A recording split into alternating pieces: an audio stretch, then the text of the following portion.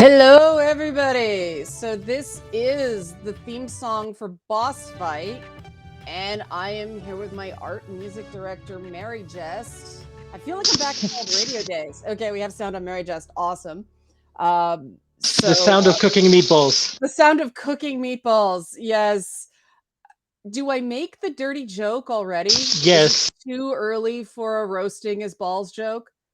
No. Okay, because I made it.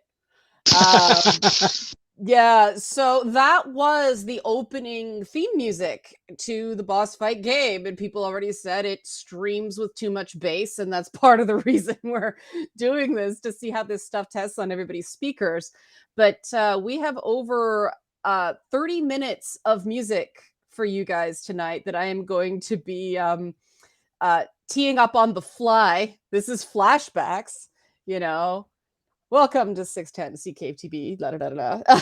Back in the old days of radio. But yeah, for you guys who don't know, my audio could be louder. Oh, that's interesting. Okay, we'll go. How's that? Is that better?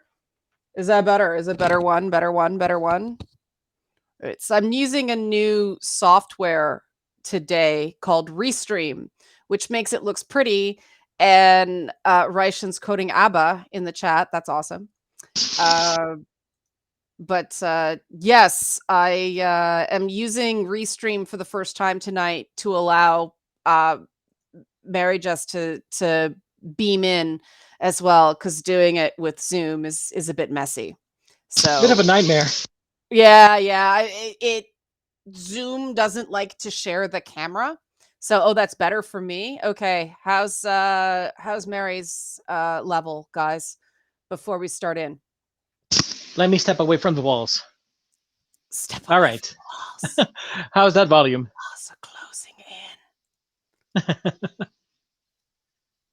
in. It's funny to go back to old artistic muscle memory skills like live switching and radio voice.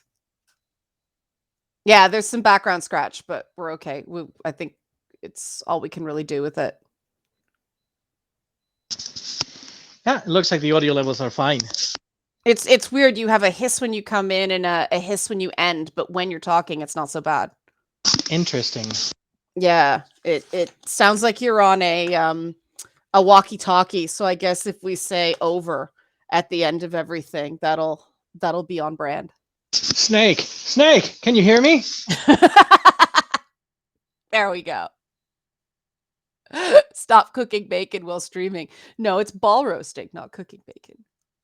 Okay, so does anybody have any questions for either of us before we go to our next song? Otherwise, I will do my best classical music radio voice and introduce. There's kind of a mix, right, Mary Jest, of sort of more modern music, but there's a lot of classical themes. You want to tee up the overall inspiration. You're pulling from an era of music that's not the most common in video game composition, so I'll let you set it up before we get into our first official track. Of course. So my aim with the Boss Fight intro theme music was kind of paying homage to just so much of the 80s, but specifically 80s video game music and some of the jingles that you would hear on television and radio. So I pulled in from a lot of synths. And the opening track doesn't necessarily have a tight structure. More or less, it's just a random assortment of tunes and themes that call back and forth. So I wanted it to feel kind of like lively and a little bit random and happy overall. Yeah, it's all over the place. As people are asking what this is. This is a Sailor Bacon blind ferret plushie. People who got all the things tier on Boss Fight will recognize the art style from Lar D'Souza, but he sold these for MS research, and it makes me happy. So I've been putting it here. But this is Sailor Bacon. It is not official Sailor Moon canon. So that question from the chat. So Eileen is asking about the requirements for the game. Imagine on the low end. They are on the low end. We are using RPG Maker MZ, which can run on unless of course you're absolutely pushing the limits. Mhm. It can run on most low-end machines. In fact, as part of the development and testing that I'm doing, I am using a Surface Pro from I think I want to say 2015, 2016. Yeah. And just to make sure that it was gonna run like it should. Mhm. And I have found very little slowdown. Usually the slowdowns that happen because I am doing some very aggressive bug testing, Mhm. and I have a whole bunch of different plugins in the background monitoring things. But overall, it runs surprisingly well. Yeah, I mean, our ambition is to eventually put this on the Switch, which means it has to be super low end. Oh, the Switch. I got in trouble last night for saying the Switch was a wind-up toy compared to modern cell phones. Some Switch fan got really mad at me on Rich's stream about that, but it's true. The Switch is so it's a comparable or less than an iPhone 8 in terms of its guts. Yeah, and it's kind of surprising all of the stuff that they managed to get that console to pull off. Yeah. I mean, it can run Breath of the Wild. Yeah. But yeah, well, Android iOS is an easy port, right? I mean, Mm-hmm. that's not an issue. It's the console stuff that, yeah, not sure about RPG Maker. That's why we're only promising PC, Mac, iPhone, Android at this point. Yeah. All right. So should we get into the next song now that more people are showing up? Sure thing. Let me see. We're Where did the place go? There we go. Yeah, Okie dokie. we need a fake call sign for this. What should we call this radio station for Boss Fight? Boss Fight Music FM. This is Yes. Boss Fight Music FM. Our next selection is an homage to Final Fantasy VI, the opera scene in Final Fantasy VI. It's by request from Mary in Cape Springs. Mary, we hope this music makes you happy. So, this is the opening Bard song, which is in fact a Final Fantasy VI opera scene. 98.8 The Boss. That sounds more rock, but there we go. yeah, 98.8 The Boss. We are listening to Boss music for your afternoon drive. I am Leanna Kay, your hostess with the mostest. Heyo! You can tell I did a lot of radio. We can definitely tell you had a lot of radio experience. So we're gonna do the opening Bard song. This is from the planned opening of the game, and it is a Final Fantasy VI homage, correct? Correct. In order to we have this bit of an opening narration that we turned into a bard singing about the story that is going to happen. And it starts with a little bit of an Ultima homage in that you have a caravan and you have the bard setting.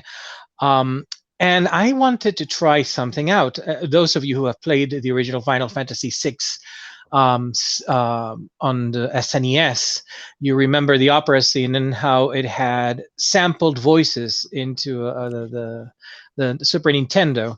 So I sampled my voice to try to get a similar effect over a lute, well, a synthesized lute. So let's see how well I did.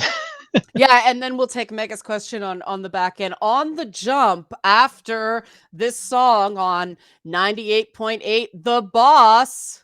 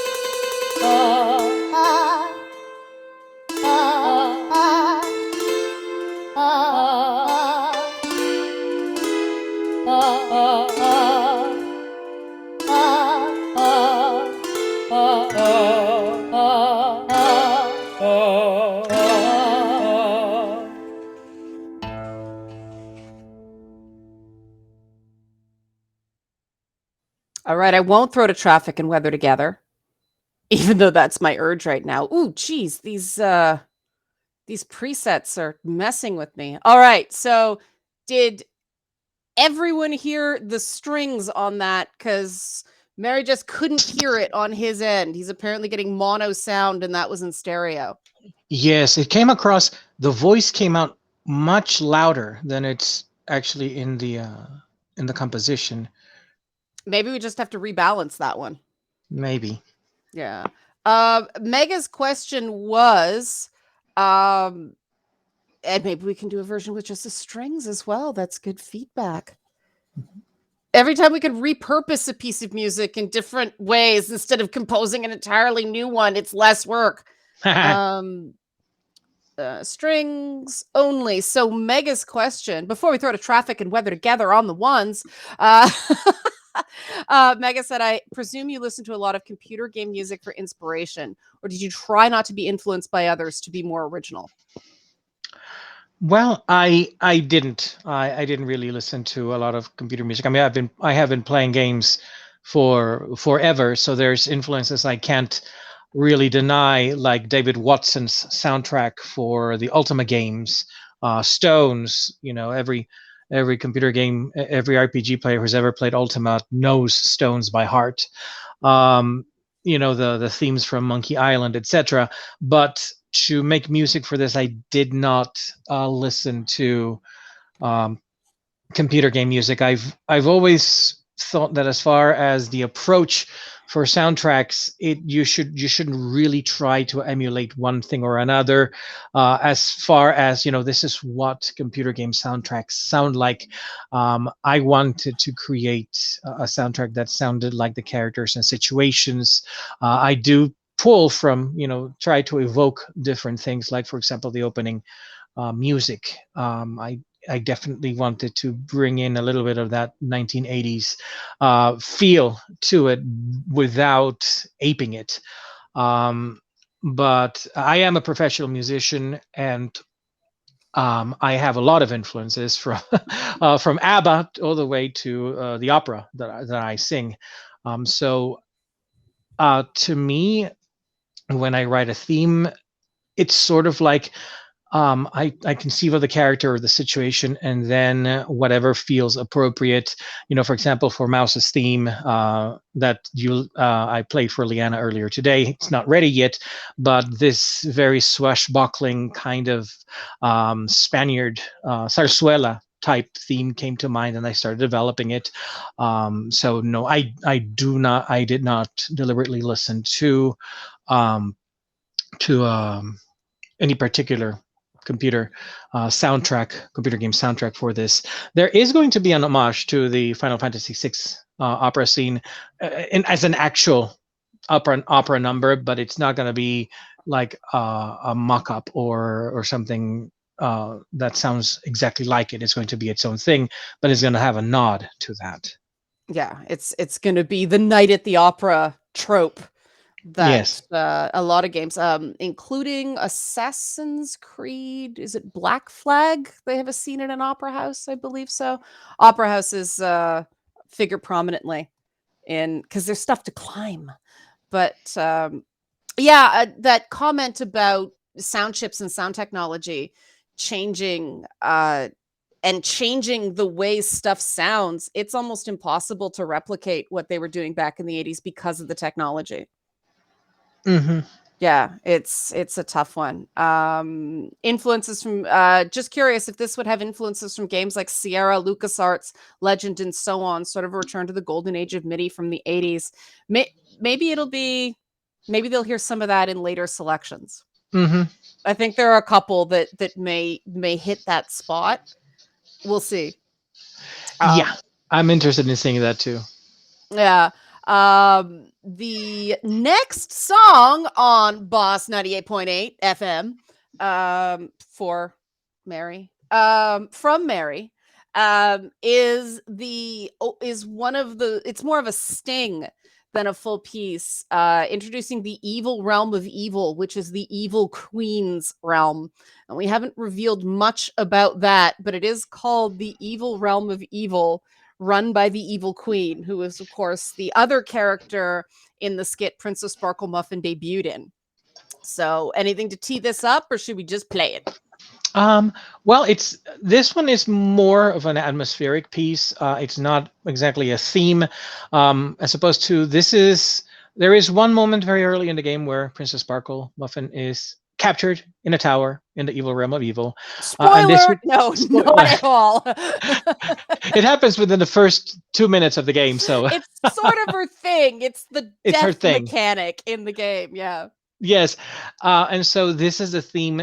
One of the themes that will play when you are stuck in a tower in the evil realm of evil. There's going to be several, but this is the first one that the player will hear.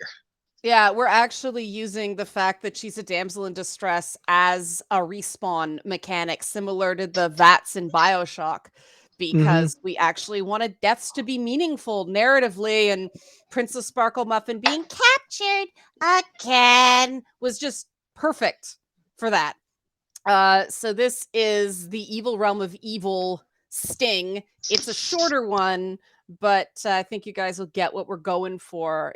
This may surprise people because of influences they may not necessarily expect, but makes sense in the context of the game. But we'll leave a little bit of mystery and play the music.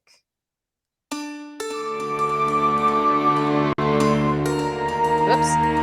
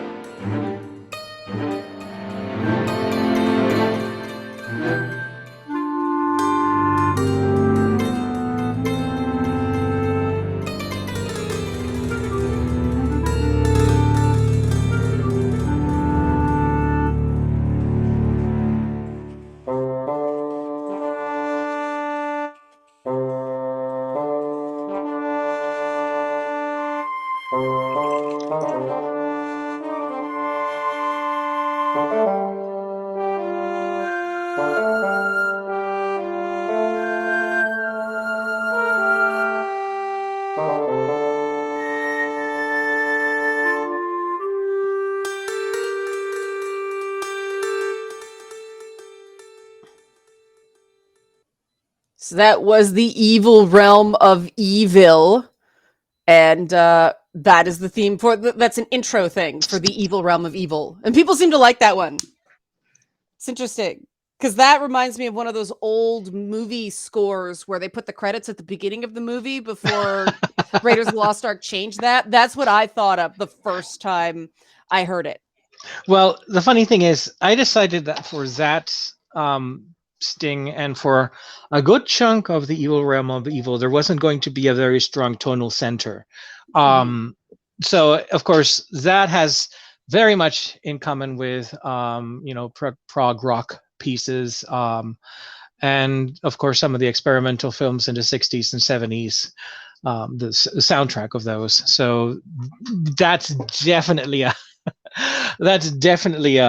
where you would have heard that kind of stuff. And I like how ambiguous it is, and I did, of course, you caught onto that when I showed you the theme, the horns heralding the presence of the queen.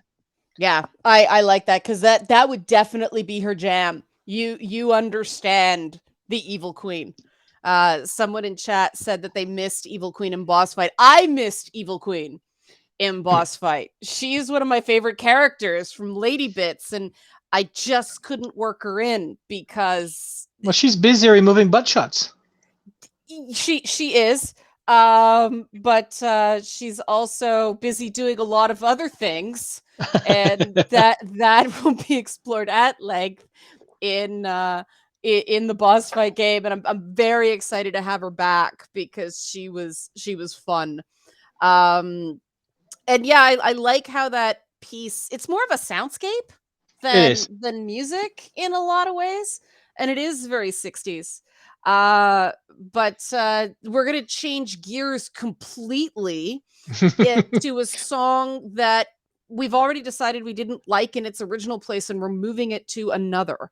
Um, and yeah, KLRG, that's why we're doing this in this format, in the really simple graphically RPG style, is to give these characters more space to do different stuff and respond to different things that you can't do in videos the same way. And this particular piece of music is the one we used for the background in Princess Sparklemuffin's sketch video, but it's going in another part of the game. And I'll leave that secret to where it's going to go in game. But this is called the Childlike Princess. Mary, do you have anything you want to add to this before we tee it up? Yes, the title is very much a nod to the Never-Ending Story, which is, if you've only seen the movie but never read the book, you should totally read the book. It's worthwhile. And this is kind of like, so Mozart wrote a series of variations on Je vous dirai je maman, which in English-speaking countries we know as Twinkle Twinkle Little Star, and I thought that was a good idea to portray certain aspects of Princess Sparklemuffin's character. I love themes and variations. That's one of my vices. So, which happens 3 times in this playlist. And it's public domain. And it's public domain. Always good. Yes. Our tax. Atreyu. What was that? What's the name of that swamp from the Neverending Story? The swamp of despair. Now, one thing, the theme, the Twinkle Twinkle Little Star, is a public domain piece, of course. The variations that you're going to hear are my composition, but right, and that's the difference between composition and arrangement, correct? Right. Yeah. Yes, and when I do arrangements, it's more like derangements, but we'll get to that later in the show. Mm-hmm. But this one, we're gonna chill it. We're gonna maybe traumatize Eileen with baby music. Let's see how this goes. Here's the Childlike Princess on Boss 98.8.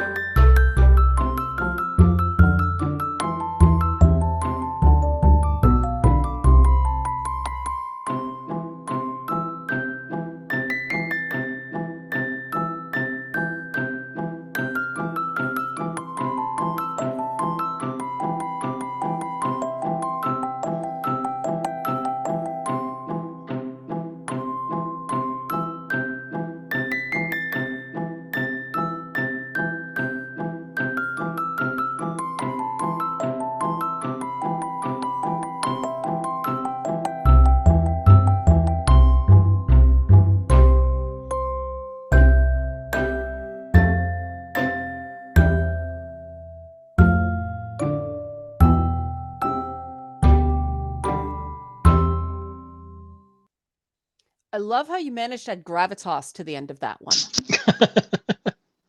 Just went for it at the end. This big anticipatory ending on Twinkle Twinkle Little Star. Definitely very music box though. Yes, one of the things that I kind of love is to not resolve on on an unexpected chord. So one of my favorite folk singer-songwriters from the Celtic folk era in the early 2000s. Her name was Kate Price. She's kind of vanished. I don't know where she is. But she would love to throw in, like for the closing chords, like dominant seventh chord instead of a root chord. And of course that leaves you with, where did it go? And so I like to do things like that sometimes. And I did not end with a root chord in this set of variations. I just wanted to leave that a little bit hanging there. Yeah, I noticed that learning the stuff you compose, you do not like to end on root chords. No, I don't. I'm like, what? I'm singing 2 or 3 parts of a harmony, and where's the root? There's my trauma coming out. But it's awesome. It's awesome. The thing that's cool is I think the way we push each other. And Mary keeps going, I think this is too crazy. And I'm like, no, that's perfect. So based on a bunch of things, I want to play the next song out of order when it sounds like there's a fire at in your kitchen. There we go.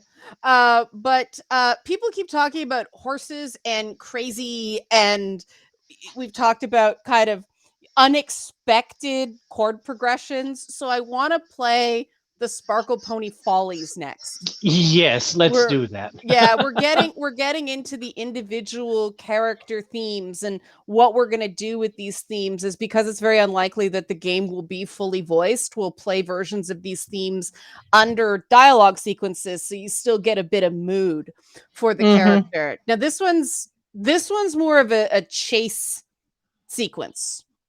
Composed, correct? Yes, I wanted something that kind of spoke to how crazily, just gleefully psychotic Princess Sparkle Pony is, but also because she's a horse, she's a pony. I wanted to write something that could be used as a gallop, as a chase scene, but that involves her. And so this is kind of a set of themes and variations on a very old 13th century song called La Folia, which a gajillion composers have written variations. Arcangelo Corelli, Geminiani, but Ludwig van Beethoven stuck it hidden in the middle of the Fifth Symphony. Rachmaninoff and Nobuo Uematsu, actually. If you've ever played Final Fantasy IX, there is a piece there called Vamos a la Flamenco. Da da da da da da dun da dun da da da da da da dun da dun. That is a theme and variations on La Folia, which is it's the dun dun da dun dun dun dun da da dun da dun da da da da da da da da. So that is the kind of the ground on which all of the variations are spun out. And so without further ado, this is what my mind kind of cooked up, and I swear I was not on anything at the time I composed this.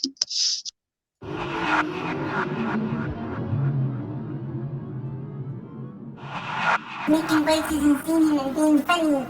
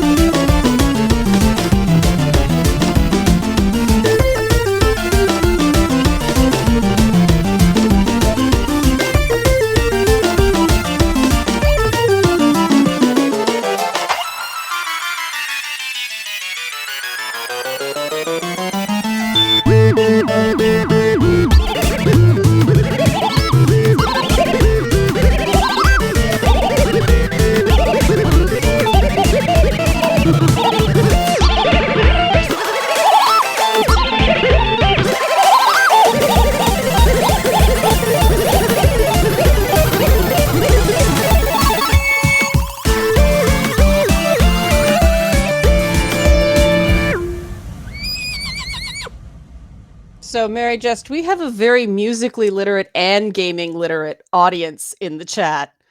I don't know if you saw the comments on that one. I saw some of them.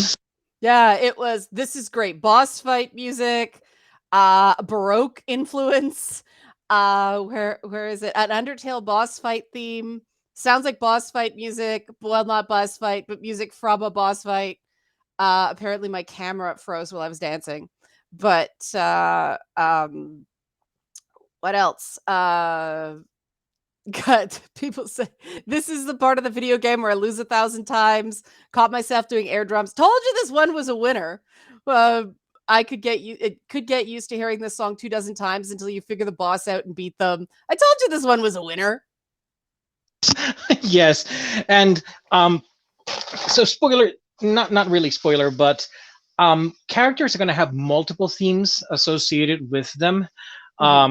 So this is one of the themes that will be associated with Princess Sparkle Pony, but it's going to be introduced in a time and a place that it will make sense for it to be. So it's not, you know, you're in a meaningful dialogue and suddenly this ball of crazy comes up. And also keep in mind, Princess Sparkle Pony does not speak. Yes, words. She does not speak. She expresses herself through dance. So and poop. And poop. The poop has been an excellent tangible detail. But yeah, it's great. You guys are music lovers and music literate, and you're picking up these influences. That's sort of what's going on with it. It means the music is landing the way we intend it to, but it also means that people are actually appreciating this. Yes, there are a lot of Baroque influences. I adore Baroque music, but because of my voice type, I'm usually not cast in a lot of Baroque operas. They say my voice is too big for Baroque, so I very, very seldom get to sing it. But I absolutely adore so much of the Baroque canon. Well, that's sort of where Come Back Our Game came from, right? Yes. Yeah. So if you've watched Come Back Our Game, that one is a Renaissance round, and the harpsichord was a setting by Henry Purcell, who was England's greatest and really only Baroque composer. He wrote absolutely gorgeous music, and he was kind of on his way to create a British style of Baroque music. And then, as things like this work out, he died. So that didn't happen. And then Handel came in, moved to England, and said, I am English now. And he brought in his style of Baroque music, which, although he was German, he was very much part of the Italian school of Baroque composers. And so for the remainder, England sort of had a bit of a Italian Baroque flavor to its music hereafter. And you can hear some of that in the later operettas of Gilbert and Sullivan, for example. Mm-hmm. A lot of those melodies either are little parodies or straight out imitations of the Italian school, like the "A wandering minstrel I, a thing of shreds and patches." It's very, it's a very, very Italian thing. You don't hear modal music at all with Gilbert and Sullivan. At least in their operettas, even though that you could say was a very quintessentially British type of harmonic language. But now I'm becoming a history nerd, so I'll let that go. But that's a big part of the game. I mean, I'll admit, I'll do a villain speech right now and admit that one of my evil plans on this was just to get Mary Just work out there, because the opera world is a lot of gatekeeping. And I listen to classical radio, and I mean, what are they playing on classical radio? The Assassin's Creed theme, the theme from Black Flag, the Legend of Zelda theme, stuff from Final Fantasy. This video games is keeping modern classical music alive in a way that modern classical music isn't. And so I said to him, no, you don't come at anything head on. I've never done anything the proper way my entire career. We make music and they come to us, right? Like we're gonna Exactly. But again, another reason to keep the graphics fairly simple. One, it scales better, Mhm. but also you can focus in on sounds and music and the voice acting we will have. Um, so that was definitely deliberate Yes.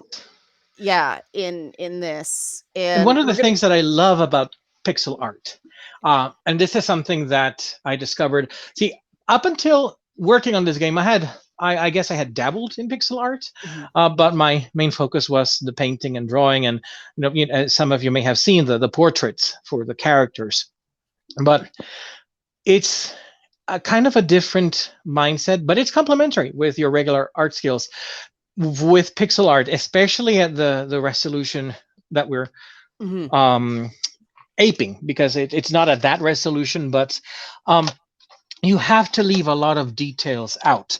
You have to hint a Mhm. lot at things. I remember when I first played Ultima 7 and Ultima 6, I kind of fell in love with the clever way that the Origin team used pixel art. Like you had a pocket watch and it was just a tiny collection of pixels in your inventory, but just the way that those pixels were distributed, they communicated everything without having to have a whole bunch of detail. And I kind of think that that's kind of charming, and that also kind of aids your imagination. You're not letting the machine do the whole thing for you. Mhm.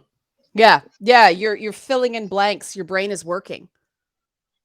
Yeah, this was another challenge too, how much to stay totally classic, like totally 80s Sierra slash LucasArts game, totally classic JRPG, and how much to go, no, this needs to be modern. And I think we found the right sweet spot with the combination of the gameplay graphics, but then the more modern portraits. Yes. Yeah, I mean, it's not sensory overload like you get in the absolutely beautiful art in Hades, but there's a lot going on the screen there. We're sort of foregrounding the characters and the storytelling elements, and then almost offering comfort food in the pixel Yes. art graphics. We have some announcements coming next week about Mhm. graphics, Yep. so we'll stop ourselves there. Changing gears in terms of music, we're gonna go to SJW's theme, Haha. Solomon Justice Walker's theme. This poor boy, this This poor poor boy. even his music mocks him. Yes, this is so I decided to use a theme from, I believe it was the 14th century. It's a medieval song from the Burgundian school called L'Homme Armé, the armed man, and the lyrics are all about how you should never trust a man who carries a sword. Which I thought it was kind of a nod to the web in Boss Fight's web series, his background with the sorceress Sarkazan. Um, but it also I wanted to, I incorporated that theme and did a little bit of my own composition around it, and I wanted to have a theme that was kind of intimidating, so it would of course intimidate Solomon as well. Right. And Solomon's best when he's more than slightly intimidated. Exactly. All right, so here we go. Solomon Justice Walker, his theme.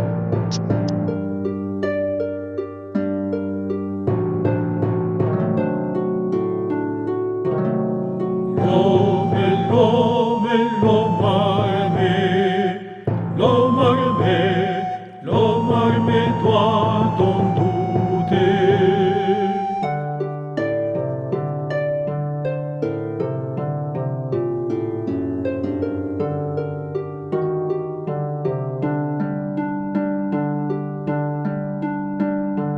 L'homme armé, toi t'en douter.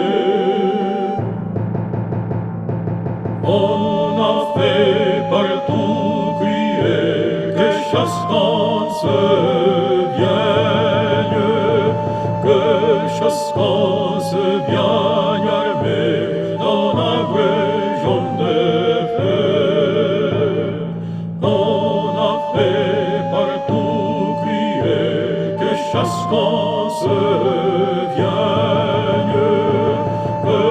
ciascun se viagne armé dans l'armée de fer.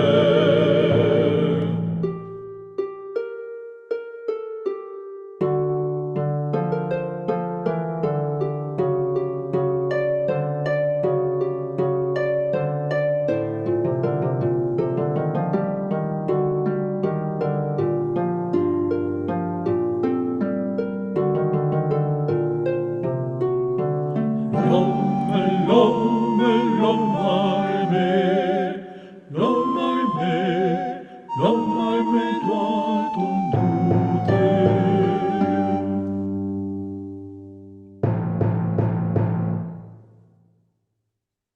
I love that people are getting the references.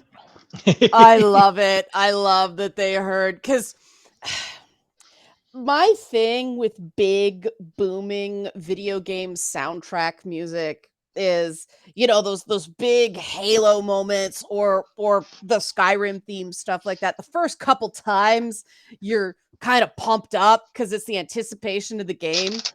It's the revisiting where the more I heard that Skyrim theme, the more I hear the Halo soundtrack, the more I feel like a douchebag.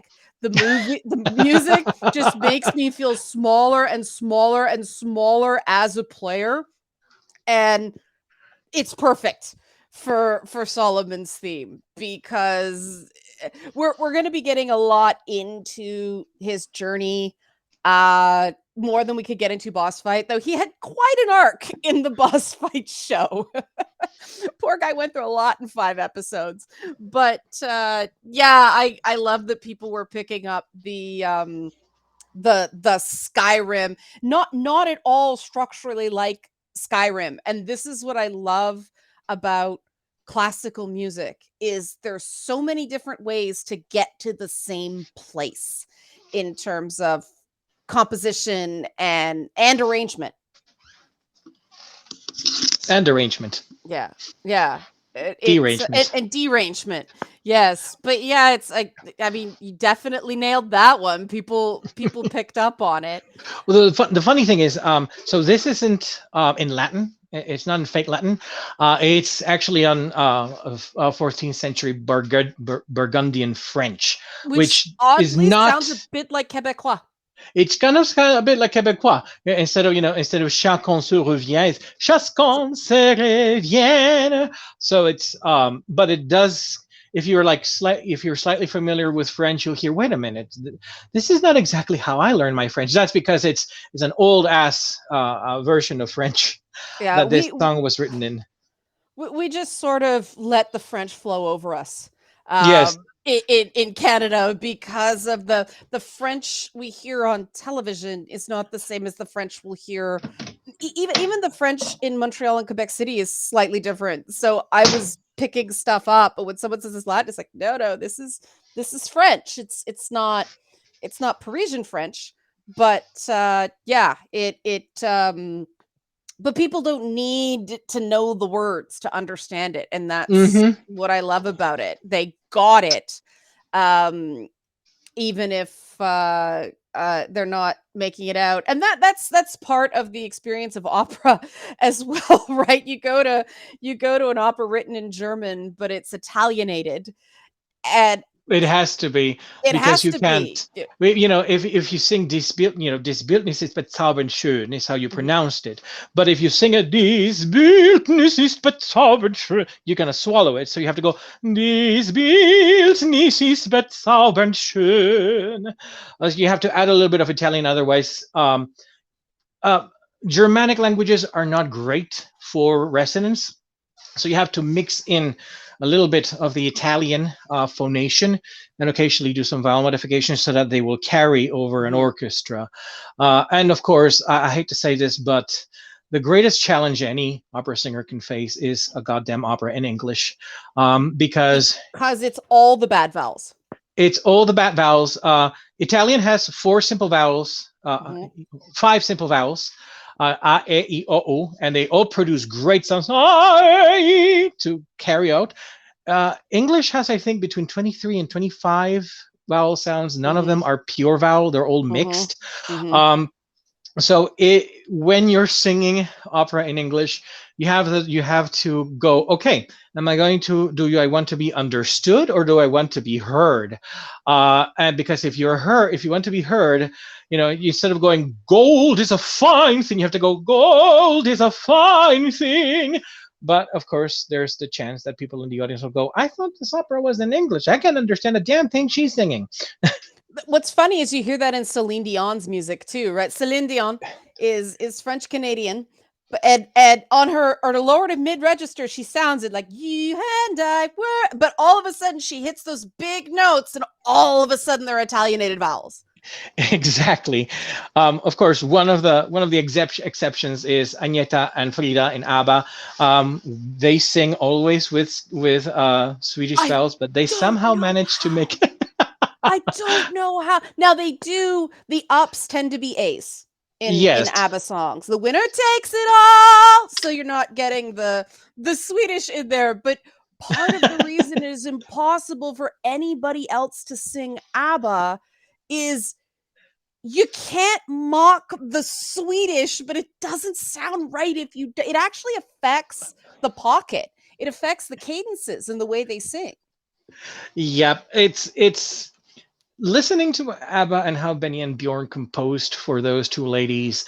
It's really fascinating because you can tell that all of the ABBA product was exclusively created to create that very interesting metallic sound between the interplay of those two voices. And they knew exactly how Agneta's vowels and Frida's vowels sounded at specific frequencies. It's a master class in songwriting for specific singers. And the new album, we're getting on a tangent here, but we are going to stay in Europe for the next song. So this isn't total. The next two songs, actually, this works with the German and the Nordic. But their voices have deepened. They've dropped range. And so I initially thought it was Frida on Don't Shut Me Down, when it was actually Agneta, and they've just shifted everything downward. Just brilliantly. It still works. Their voices aged in the same damn way. And I'm like, shit. Like, as both a singer and a voice actor, you sit there going, shit, you just can't do that. It's a gift from God. There's no way to duplicate that. Exactly. And let's move on to our next piece of music, because speaking of not quite duplicating, we are moving into our deliberately anachronistic playable character, our spacefaring Lycan, Armand Heisewolf. Yes, Armand Heisewolf. Yeah, Armand is an homage to a bunch of stuff. It's one of those combinations of there's so many obvious on the nose influences to Armand. It's almost like he's become his own dude, because there's just so many heavy-handed references. But obviously his music had to reflect the fact that he is a deliberate Heisewolf. Yes, it's very on the name. It's not Heiser Wolf. Hi, Sir Wolf. He's very confused why people are constantly going, hi, Sir Wolf. It's Heisewolf. But it's Heisewolf. People can't talk proper according to Armand. So this is a theme that is associated with his spaceship. And this is yet another moment of me committing the sin of counterpoint. I wrote a two-voice invention for him, but I wanted it to have the kind of cosmic spacefaring-ish sounds. And one of my big influences is Jean-Jacques Perret. He's the grandfather of electronic music. If you've never listened to him, listen to his stuff. Is great and funny and cheerful. So anytime I move in that direction, there's a little bit of Jean-Jacques Perret that comes out. Sorry, I'm laughing because the German speakers in the chat understand Armand's name. Exactly. Yes. it's so good. It's so good. So here we are with Armand's theme. You ready to drop? Ready to go? Let's go. Here we go.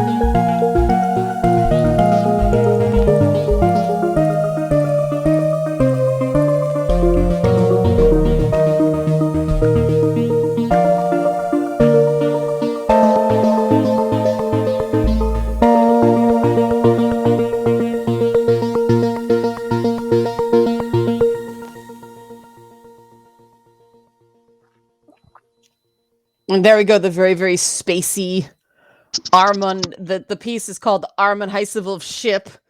And there were some funny discussions in the chat about the idiosyncrasies of German. Mm-hmm. And believe you me, that particular idiosyncrasy was completely intended.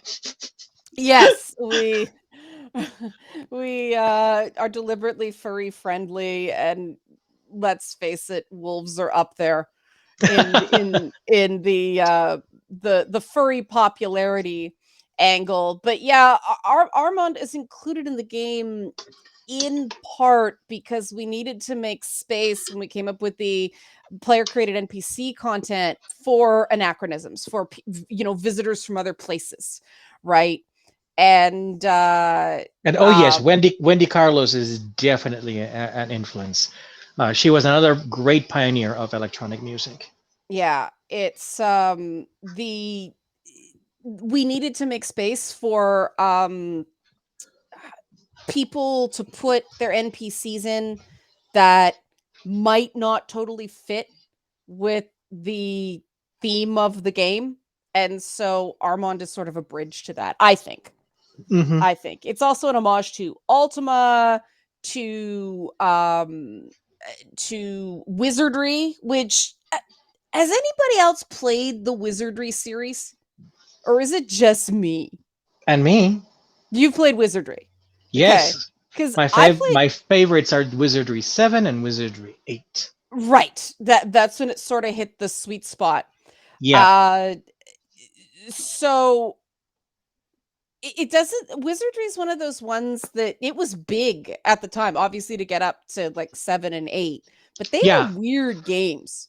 They were like Ultima and Wizardry and Might and Magic were kind of the three big computer RPG series of their time. Mm-hmm. And it's kind of interesting. They were kind of a study in extremes and middle grounds, because if you look at Ultima, like Richard Garriott recreated the engine every single time with every new Ultima. Like Ultima 6 doesn't look anything like Ultima 7, whereas Wizardry got made fun of for a while for they just clung to that old engine until they just couldn't anymore, and switched over to a new engine for 6 and 7, whereas Might and Magic kind of would like stick with the same engine and then leap forward and then stick and leap forward, but those three were the dominant RPG series outside of SSI's Dungeons and Dragons Gold Box series. Yeah, and it's interesting how certain franchises have survived in memory and others have sort of not faded, but they're more in the idea of nostalgia. And I wonder if that's an influence thing or if that's just luck, good or bad.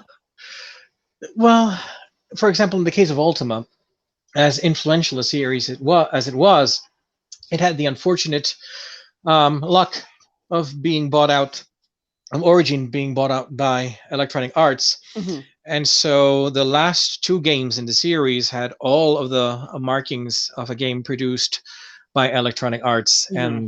And in other words, they were an absolute disaster. And so the Ultima series kind of died a quiet death. Origin kept exploiting Ultima Online because that's, their big moneymaker. And so that kind of, because of that, the solo player Ultimas are not as much in the public memory as if you say Ultima to a gamer, they'll go, oh yeah, Ultima Online. Right. Same with Wizardry's Zyrtec unfortunately went bankrupt. Mm-hmm.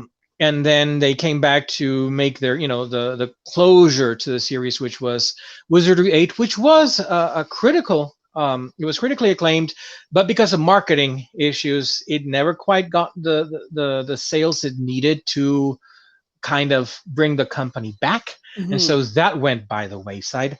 And Might and Magic kind of got obscured by the strategy game, Heroes of Might and Magic. That's true. That's true. And so, that's a good point. Most people know Heroes of Might and Magic. Whereas the RPG series, and if I remember correctly, Might and Magic 10 kind of suffered from an Ultima 9 thing in that it wasn't that good. They made the switch over to 3D, and it just wasn't quite as well executed. That killed a And so lot of franchises. King's Quest 8. Yeah, yeah, Mask of Eternity. That's what it felt like to play. And funny thing, Quest for Glory 5 switched to 3D, and it was a lot more combat heavy, but I never felt like it was what the hell is this that King's Quest 8 became. It still maintained something of the flavor of previous. Certainly not my favorite by any stretch, but it maintained its identity better than King's Quest did. Exactly. Yeah. Speaking of identity, and this is where I said the Nordic was ABBA was not completely off topic. No, it is not. We're gonna go to Boy's Theme next. It's a song called "The Boy Named Boy." Now, obviously, Boy was a riff on Atreus from God of War, the most possibly memeable character. God of Boy. God of Boy, yeah, dad of Boy. Dad of Boy. And I think there's nothing wrong with the game being Dad of Boy. And boy, I wanted to put this character in the game in part because imagine your kid. He's a young teenager now, but somebody says, I'm going to put you in a video game. That's the coolest shit ever right there. Right. I mean, you don't get cooler than that. But also I think video games should, on some level, appeal to the 8 to 14-year-old performative male in all of us. Something in a game should scratch that itch just because it's an id state. And so Boy is very much a nod to that. Of course, he, like all the other characters, has his backstory explored, but you went whole hog on his theme. You really got your teeth into this one. So I wanted something that was decidedly Nordic, Scandinavian in feel. And one thing that is very common in most Nordic music is it's not sunny music. Even when you listen to ABBA, like, for example, Dancing Queen, great, like one of the best dance floor tunes of all time.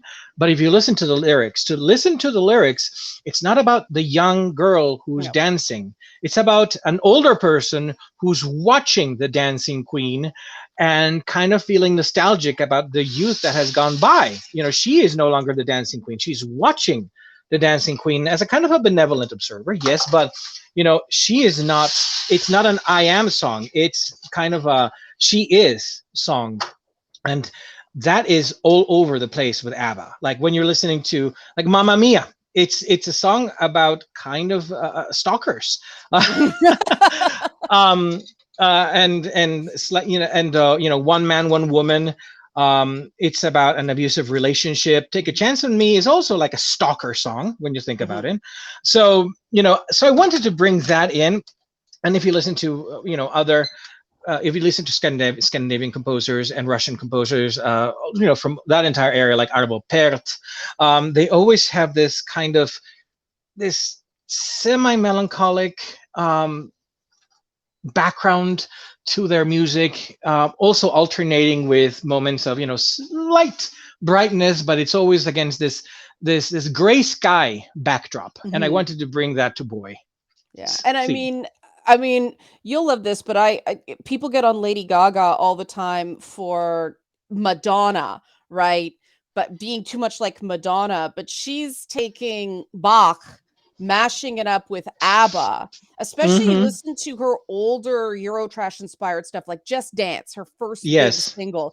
It is Dancing Queen for the modern. Somebody who is in a good place doesn't have to tell themselves it's going to be okay. Okay. Yeah, exactly. Right. Like I listen to that song and I'm like, shit, this is a mood, this song. And everybody thinks this is a happy song. And to me, she got that from Dancing Queen. Yes, definitely. How you can make a disco song that 90% of people are not going to catch what it's really about. Exactly. So we're going to play that. I'm sure Grayson would be thrilled that we just mentioned 2 female heavy groups and we're about to play his theme. But we will make it up to him. Grayson is still in that girls are icky phase. He was not thrilled at all about scratching Shao Kahn's tummy in Boss Fight. That was the one thing we needed him to do that he almost noped out of. was scratching Shao Kahn's tummy because he knew it was a girl in the suit. Right. So he's still in that phase. That's okay. Here is Boy's theme. I want you to go back to when you were, for me, this game is associated with me playing Metroid for the first time. This song. This is how it felt. And I can't explain why other than just that stage of life. Here we go.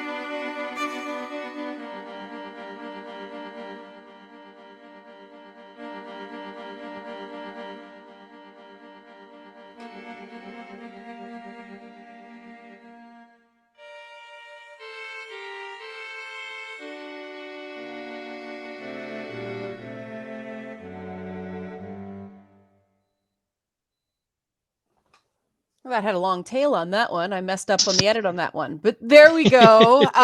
People in the chat are really, really good with the mental pictures on this music. I'm very, very impressed. It's definitely Get out of my landing. mind. What's that?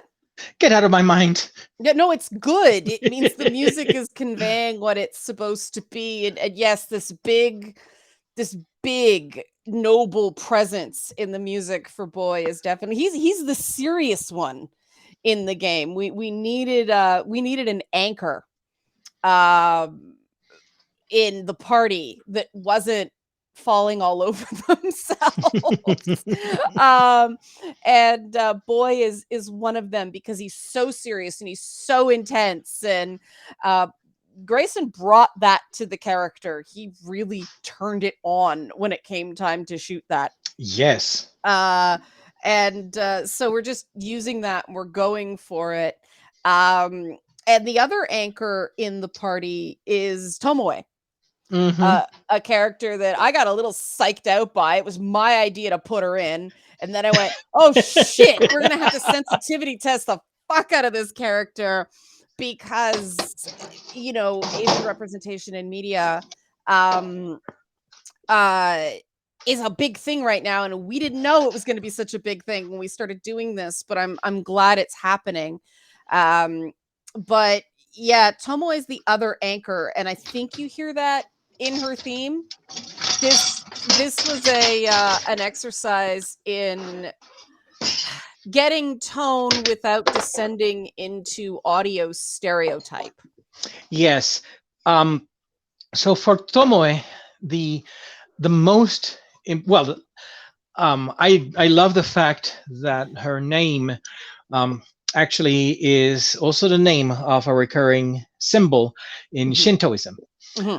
Because Shintoism is such an interestingly grounded philosophy and spirituality, and Tomoe has a lot of that. So I wanted a theme that didn't have as much in the way of variation, but that conveyed the kind of steady and personality, steady and strong, and with a slight edge to it.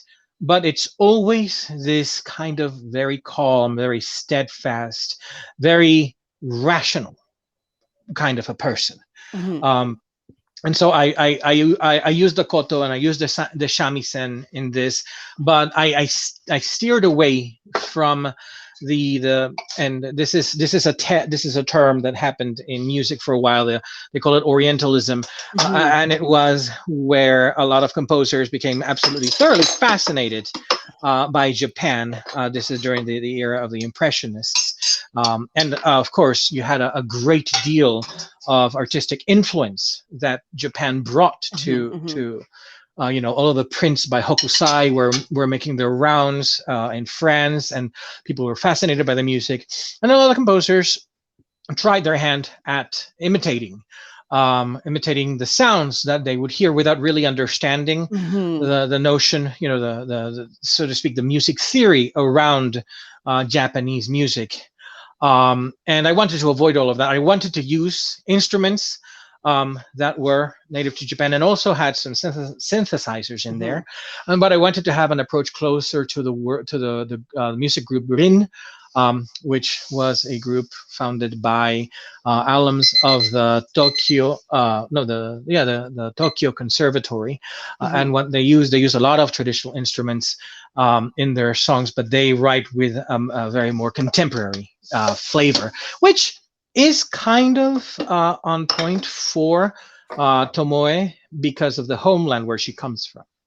Yeah, so let's do her theme, and then we'll talk more about her homeland, because the two pieces of music don't go well together, and that's deliberate. All right, we ready to roll on this one? Let's roll. Here we go, Tomoe's theme.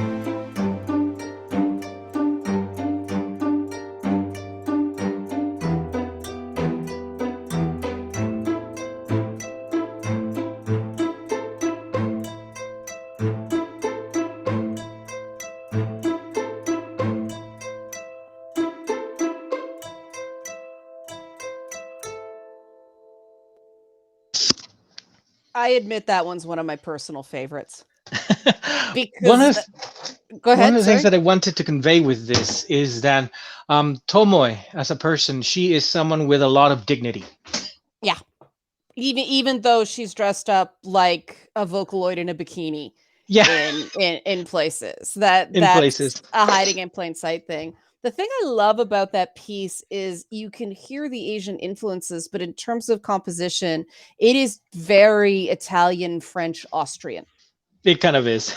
Yeah, with the timpani that you think it's the big ceremonial drum, right? But that's a timpani Yep. compositionally. Yeah, and I love that. It is equally at home in the big music halls of Austria as the East. And yeah, it's very, very in her character. So let's switch gears right away to sort of the music of her hometown. And Because it's it clashes because Tomoe, like pretty much all of the characters in the game, they don't fit in. yeah, In one way or another, they are outcasts or misfits, and that is something that always that brings them together. And Tomoe doesn't. She wants to save her homeland, but she also doesn't quite fit in with it. And I wanted to have that difference between her theme and the theme that plays when you are in her world. yeah. I mean, she was definitely one of the things that came out of the myths that we're busting in Boss Fight, that there is so much interplay between Asia, especially Japan, and the West in video games, in many things, thanks to the Western Kurosawa, um, Star Wars, Ghost of Tsushima interchange. That Hmm. people who are Asian American or Asian North American or people with um, Asian or Middle Eastern backgrounds in all of the Americas, they sort of get stuck between these two worlds, and it's called perpetual foreigner syndrome. Yeah. And I wanted to explore that without hitting people over the head with it, making it cool and making a relatable and a very deep well, Well, one right? of the things that I like about how you write is that you're always attentive to the nuance. It's kind of what Terry Pratchett does when he starts with a broad stroke and then he starts going into the details. I'll take that That's comparison, bless. Okay. Yeah. Yeah. But yeah, especially when you're writing characters that are different than you. You have to yes. find the Pratchett was very, very good. When he writes women, it's authentic. There is a piece of Oh him. gosh, Um, and it's interesting because he writes some of the strongest female characters in fantasy. Like Granny Weatherwax is like, I want to be her when I grow up. but she's his self-insert character But in Discworld. Yeah. she is kind of the embodiment of his sense of justice. Mhm. And so Granny Weatherwax's reactions, like the biggest reactions in the book is when she sees someone's liberties being taken away or people trying to predetermine other people, and Mhm. she just rebels against that immediately. Yeah. And I mean, with these characters that are different, I don't know what it's like to be a human wolf. I don't.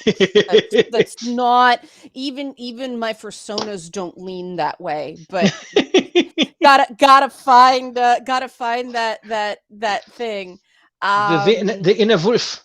In a wolf, and part of that is voice, part of that is other elements about them. The thing about a fantasy setting, and we're trying to be very, very careful with this, is that these fantasy places that sorry, I was just saying hey guys into the chat to the new people. I didn't have a chance to say hello because I didn't want to interrupt. So hey Chains, hey Lycaos, they came in late. But we want to be we want people to feel like different our world experiences are reflected in the game, but we don't want it to seem like, oh, we're making Japan in a fairy tale setting. Right. Right.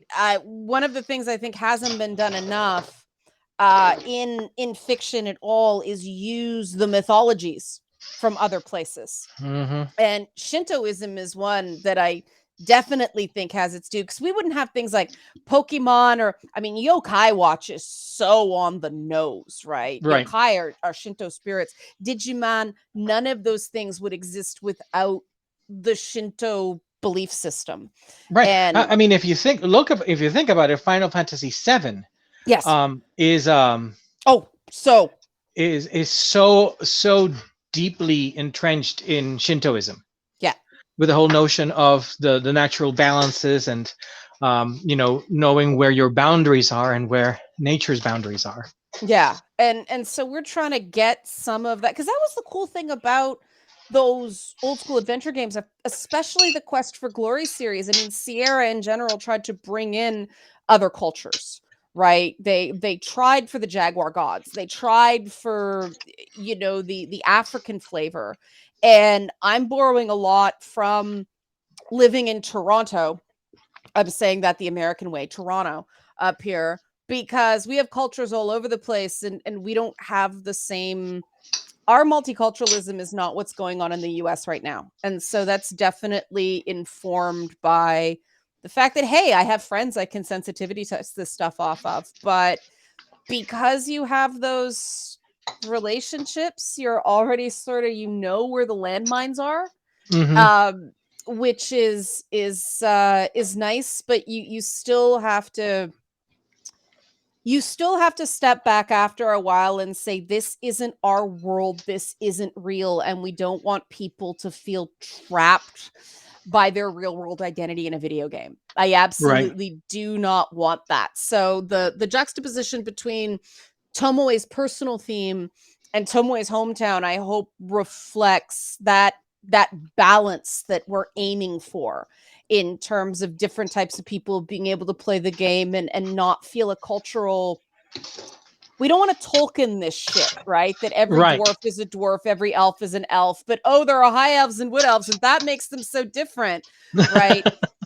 We don't want people to be little more than representations of their races. We want them to be individuals. We want the characterizations to be individualized. And I think the juxtaposition between Tomoe's personal theme and the music of Tomoe's hometown kind of gives a hint to that. Mhm. So let's go. Let's roll.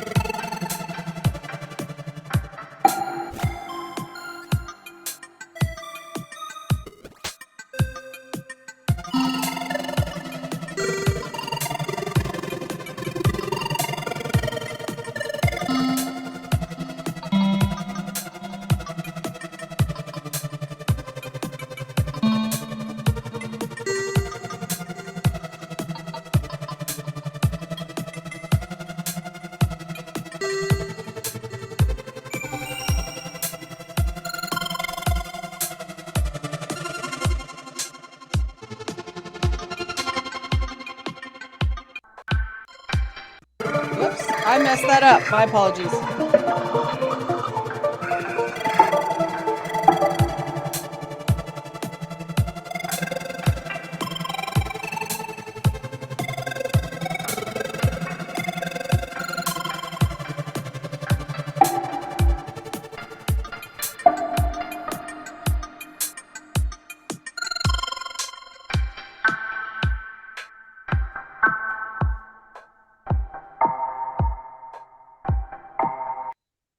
Sorry about messing that one up, guys. I hit the advance button when I was going for the volume. That one was a bit low, so I tried to boost it. But as you can see, you hear I never heard the things I heard before in that song. And I'm sitting here going, wow, there's so much here that I can't talk about because they're spoilers. Which is so good. But you hear the similarities, but in terms of what the music is doing, it's a completely different energy. Oh, there he is. Okay, good. Oh, it looks like we lost him. I'll ask a question while we're trying to get Mary just back here. It's PC, Mac, iOS, Android first, Chains, Yeah. and then we'll see after that. So that's people will be able to play it. So Yeah. you know, yeah. If there's a choice between mobile platforms and anything else, the mobile market's just massive. But yeah, I'm hesitating here because like, oh my god, there's so much I want to talk about that, but I can't because there's so many things I want to be surprises, but they are in the music, and that is so super cool. Yeah, I wanted to create the difference. You know, Tomoe doesn't quite fit in, and I think that track kind of gives you a hint as to why. Yeah. But of course, we can't say much. Right. So, but you definitely get the vibrating on a different frequency sense. Yes. You know, surface, there's similarities, but when you dive down, very, very different.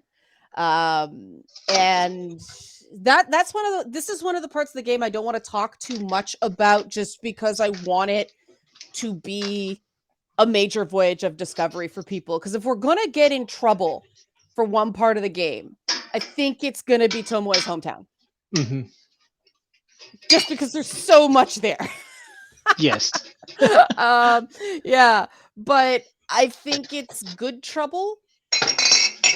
Just in one, because we are going very satirical.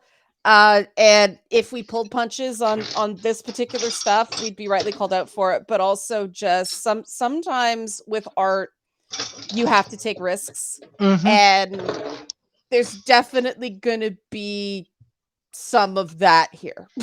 Some people will just not get what we're doing. And that's fine. I haven't heard anybody complaining about the change in her. I guess we presented that well, but yes, I haven't heard any complaining. They're probably doing it where I can't see it, but the fact that she's ever in a sexualized depiction, and to me that was important because Asian women get in these traps of you have to be one thing or another. All women do, but you know, the depictions of Asian women in the media, they don't get to be whole people. Yeah. Other than, you know, Aquafina in Shang-Chi, which bless Katie. But we need more of that. And I think Ghost of Tsushima sort of broke ground in this way. With the Golden Girls? With the Asian Golden Girls, the Japanese Golden Girls. But just the fact that they were a Western developer. Lots of Western indie developers have tackled Asian stuff and been okay.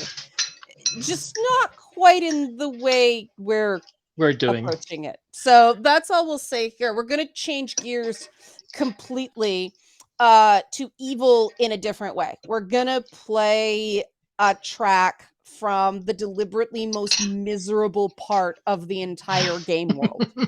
So we're going from the place that we're going to get in trouble, but exciting, to the place that is, we mentioned the Swamp of Despair from the Neverending Story before. This is inspired by the Swamp of Despair in the Neverending Story.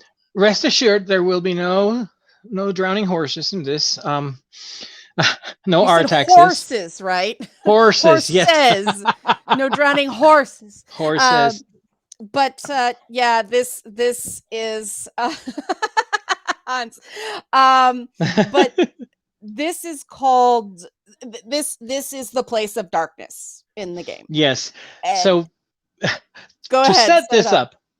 So this is actually a bit of a really weird choice I made, but back in the 2000s, when I lived in Asheville, North Carolina, I studied with Isabel Carley, who was one of the kind of the authorities in the Orff method of music teaching, but also kind of a big name in the Renaissance recovery and a rescue of Renaissance material. And when I was studying with her, I was studying the Baroque recorder with her. She published this book called Renaissance Dances for Dancers Young and Old, and she gave me a signed copy of it. And one of the pieces I saw there fascinated me. It was just called it was called just the branle simple, just the simple branle, by a man called Toinot Arbeau, which is actually not his name. He was born in the 1500s. He was that was actually the pseudonym, like the Lady Gaga name, of a French priest called Johann Taboureau. And Johann Taboureau was kind of a kooky guy, kind of funny guy. He was a dancing priest, and apparently there were a lot of them back in the day. Doing my research, I found out that, for example, Jesuit schools during that time had seminaries where they would teach young men to dance, because dancing was considered an essential part of society back then. How to properly dance in a courtly way. And Toinot Arbeau wrote this book called Orchestographie, which is, funnily enough, the first inclusion. He created his own method of choreography, notated choreography that could be put next to the music, so you would know exactly where you needed to do the steps, which influenced modern choreography, as you can imagine. But he is also, not only that, but his orchestographie is the only source of a huge amount of Renaissance songs and dances that would have otherwise been forgotten, because his book is the only source we have for them. So, like, the great hits of the Renaissance, like Dame qui tient ma vie, captive dans tes yeux, we would not know it if he had not published his Orchestographie. And so I wanted to. This dance is kind of mesmerizing, the way, because it's a lot on repetition. Na da da da da da da da da da da da. And I thought, if you slow it down just enough, and you add a hellish chorus, or a creepy chorus, this could be a perfect horror theme song. And lo and behold, we have the music for this. So we're about to brace the darkness, guys. So here we go. This is the Abbey.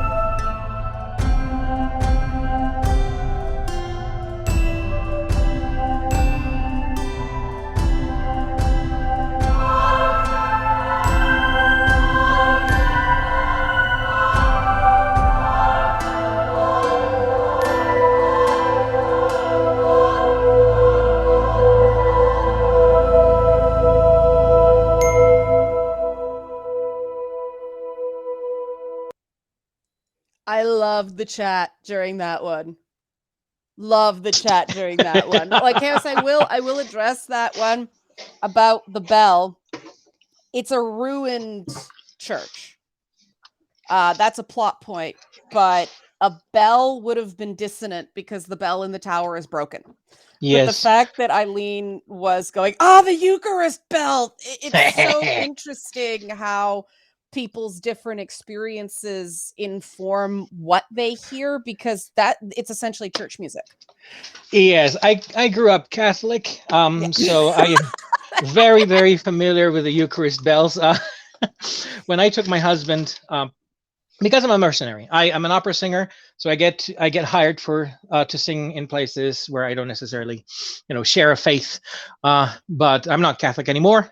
But they like tenors for the midnight mass, for Christmas midnight mass, and he grew up Episcopalian. What was it? Presbyterian. Sorry. So he had never actually attended a Catholic midnight mass, and the whole thing with the bells really, really confused him.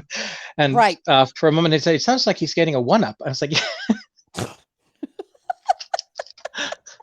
Okay, because to me, I love what you did with this, because the cosmology and theology of the boss fight universe is very conflicted, just because we have a succubus as a heroine.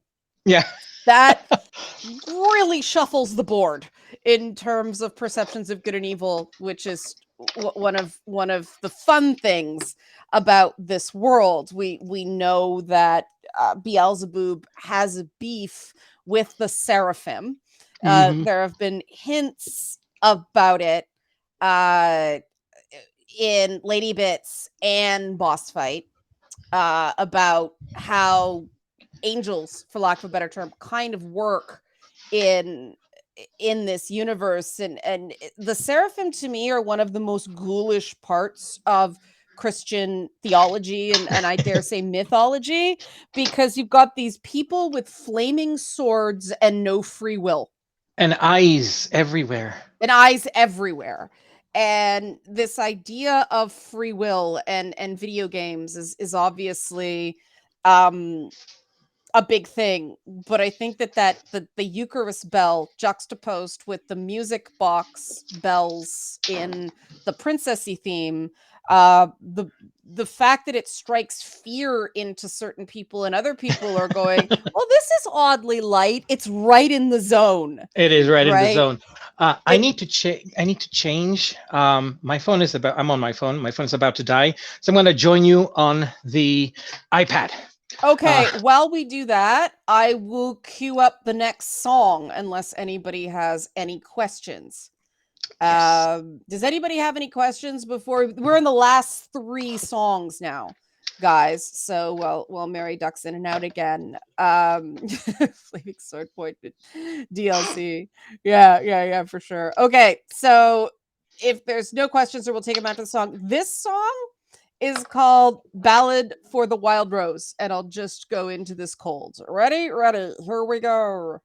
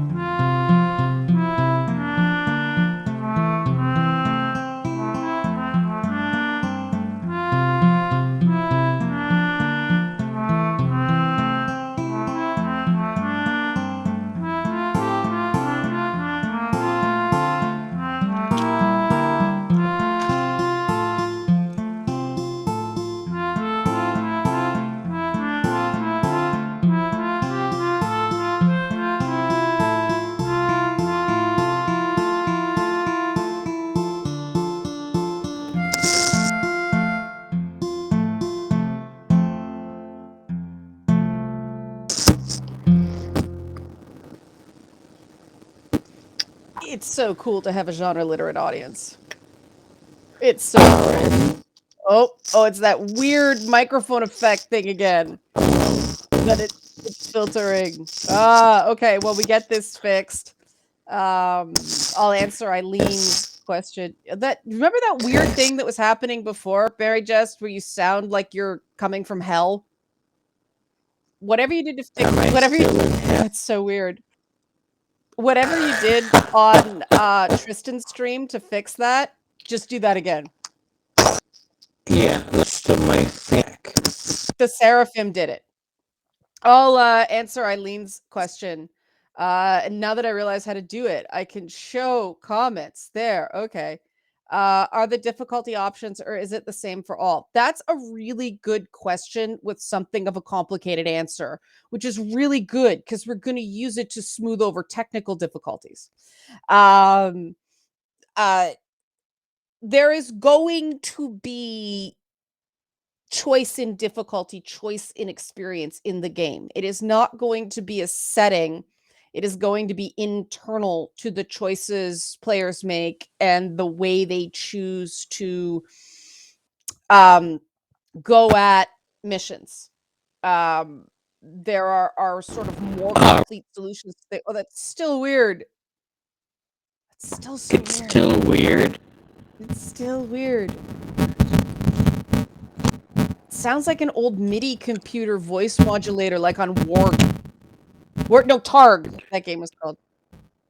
Yeah, oh. It's getting... Any better?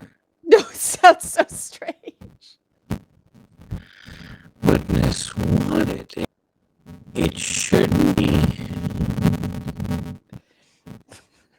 Start singing the Portal song. It was a triumph. Making out here good success. I have shown it. Okay. But yeah, that's how we're handling difficulty. We want as little stuff as possible to get in the way of the experience. So no, it's not. It's doing a weird reverb thing now.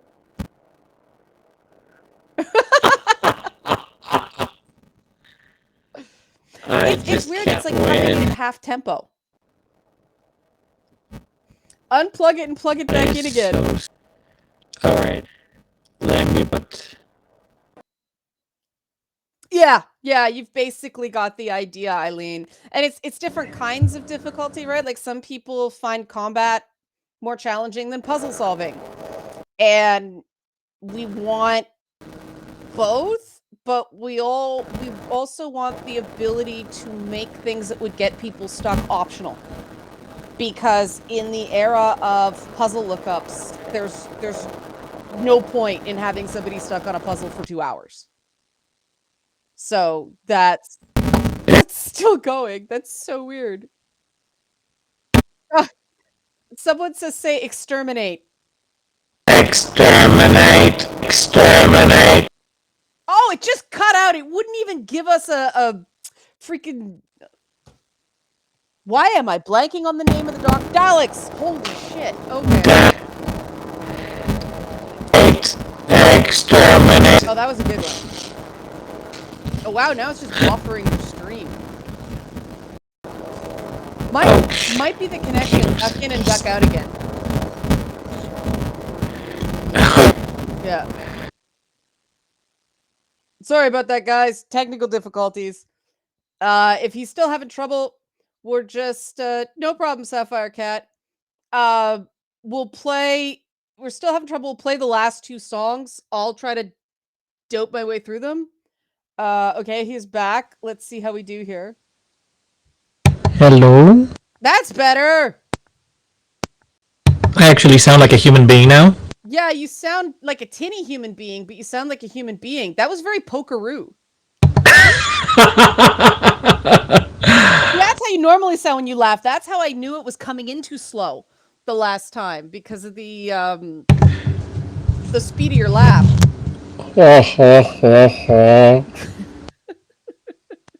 Okay, bring down Mary just volume on his mic. So Don't shut me down. there we go. You're not the same this time around. I'm not the same. You're fired up. Don't shut you down. I'm not the one you knew. I'm now and then combined. And we get stuck by a DMCA claim. That was 4 seconds, right? Yep.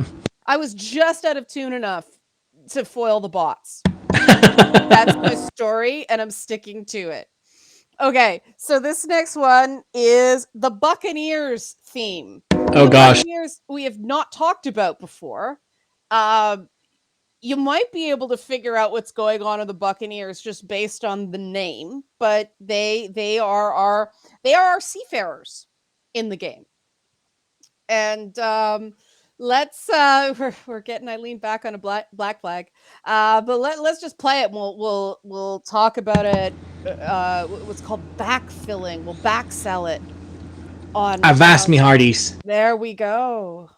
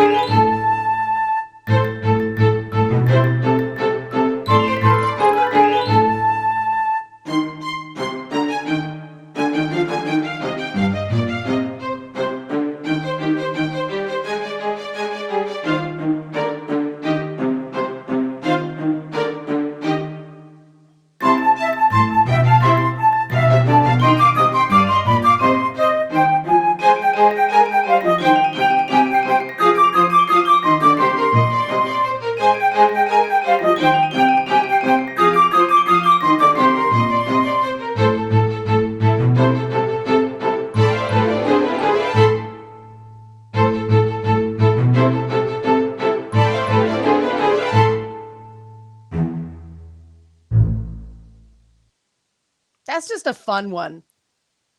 I love that one. It is exactly what it's supposed to be. Well, there is an inspiration for this one that it does come from a computer game, but I bet it's a game that none of you have ever played.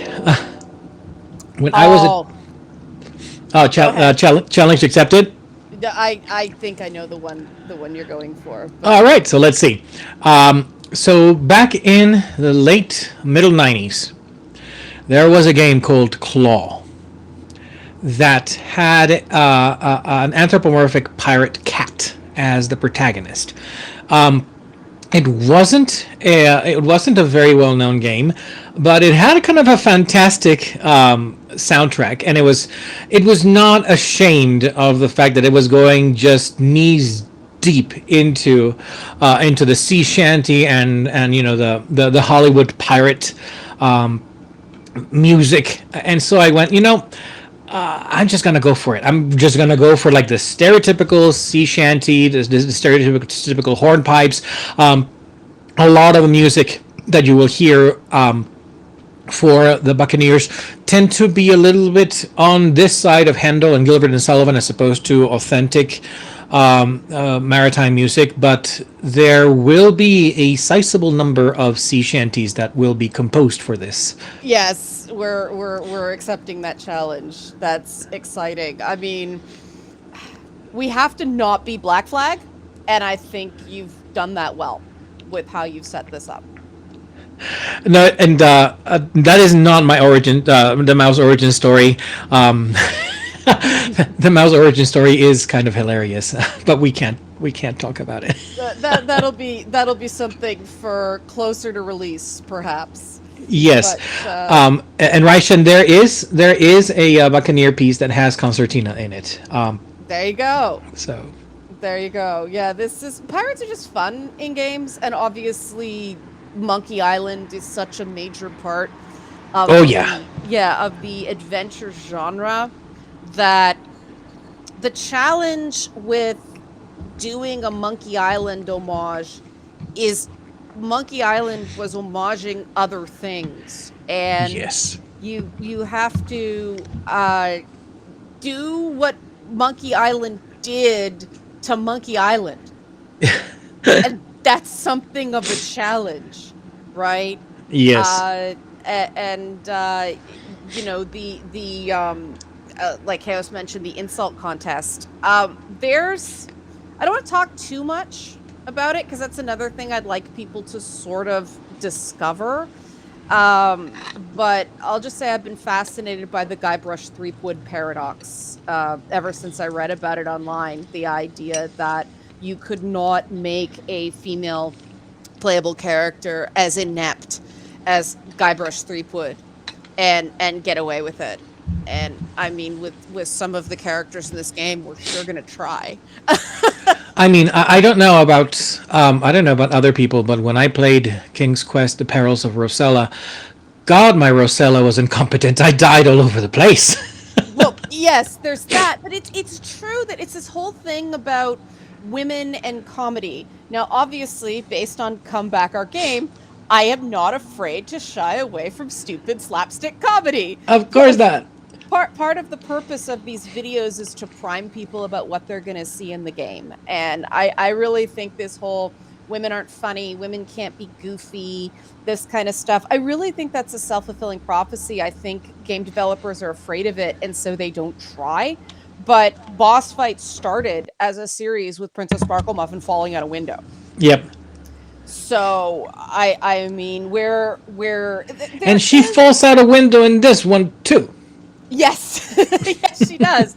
But you know, there is a fair bit of Guybrush Threepwood in Princess Sparklemuffin in that he's so earnest, Yes. right? And he's sort of that blonde-haired hero with everything that comes with that, and that's another thing that sort of slipped from games, and I get why.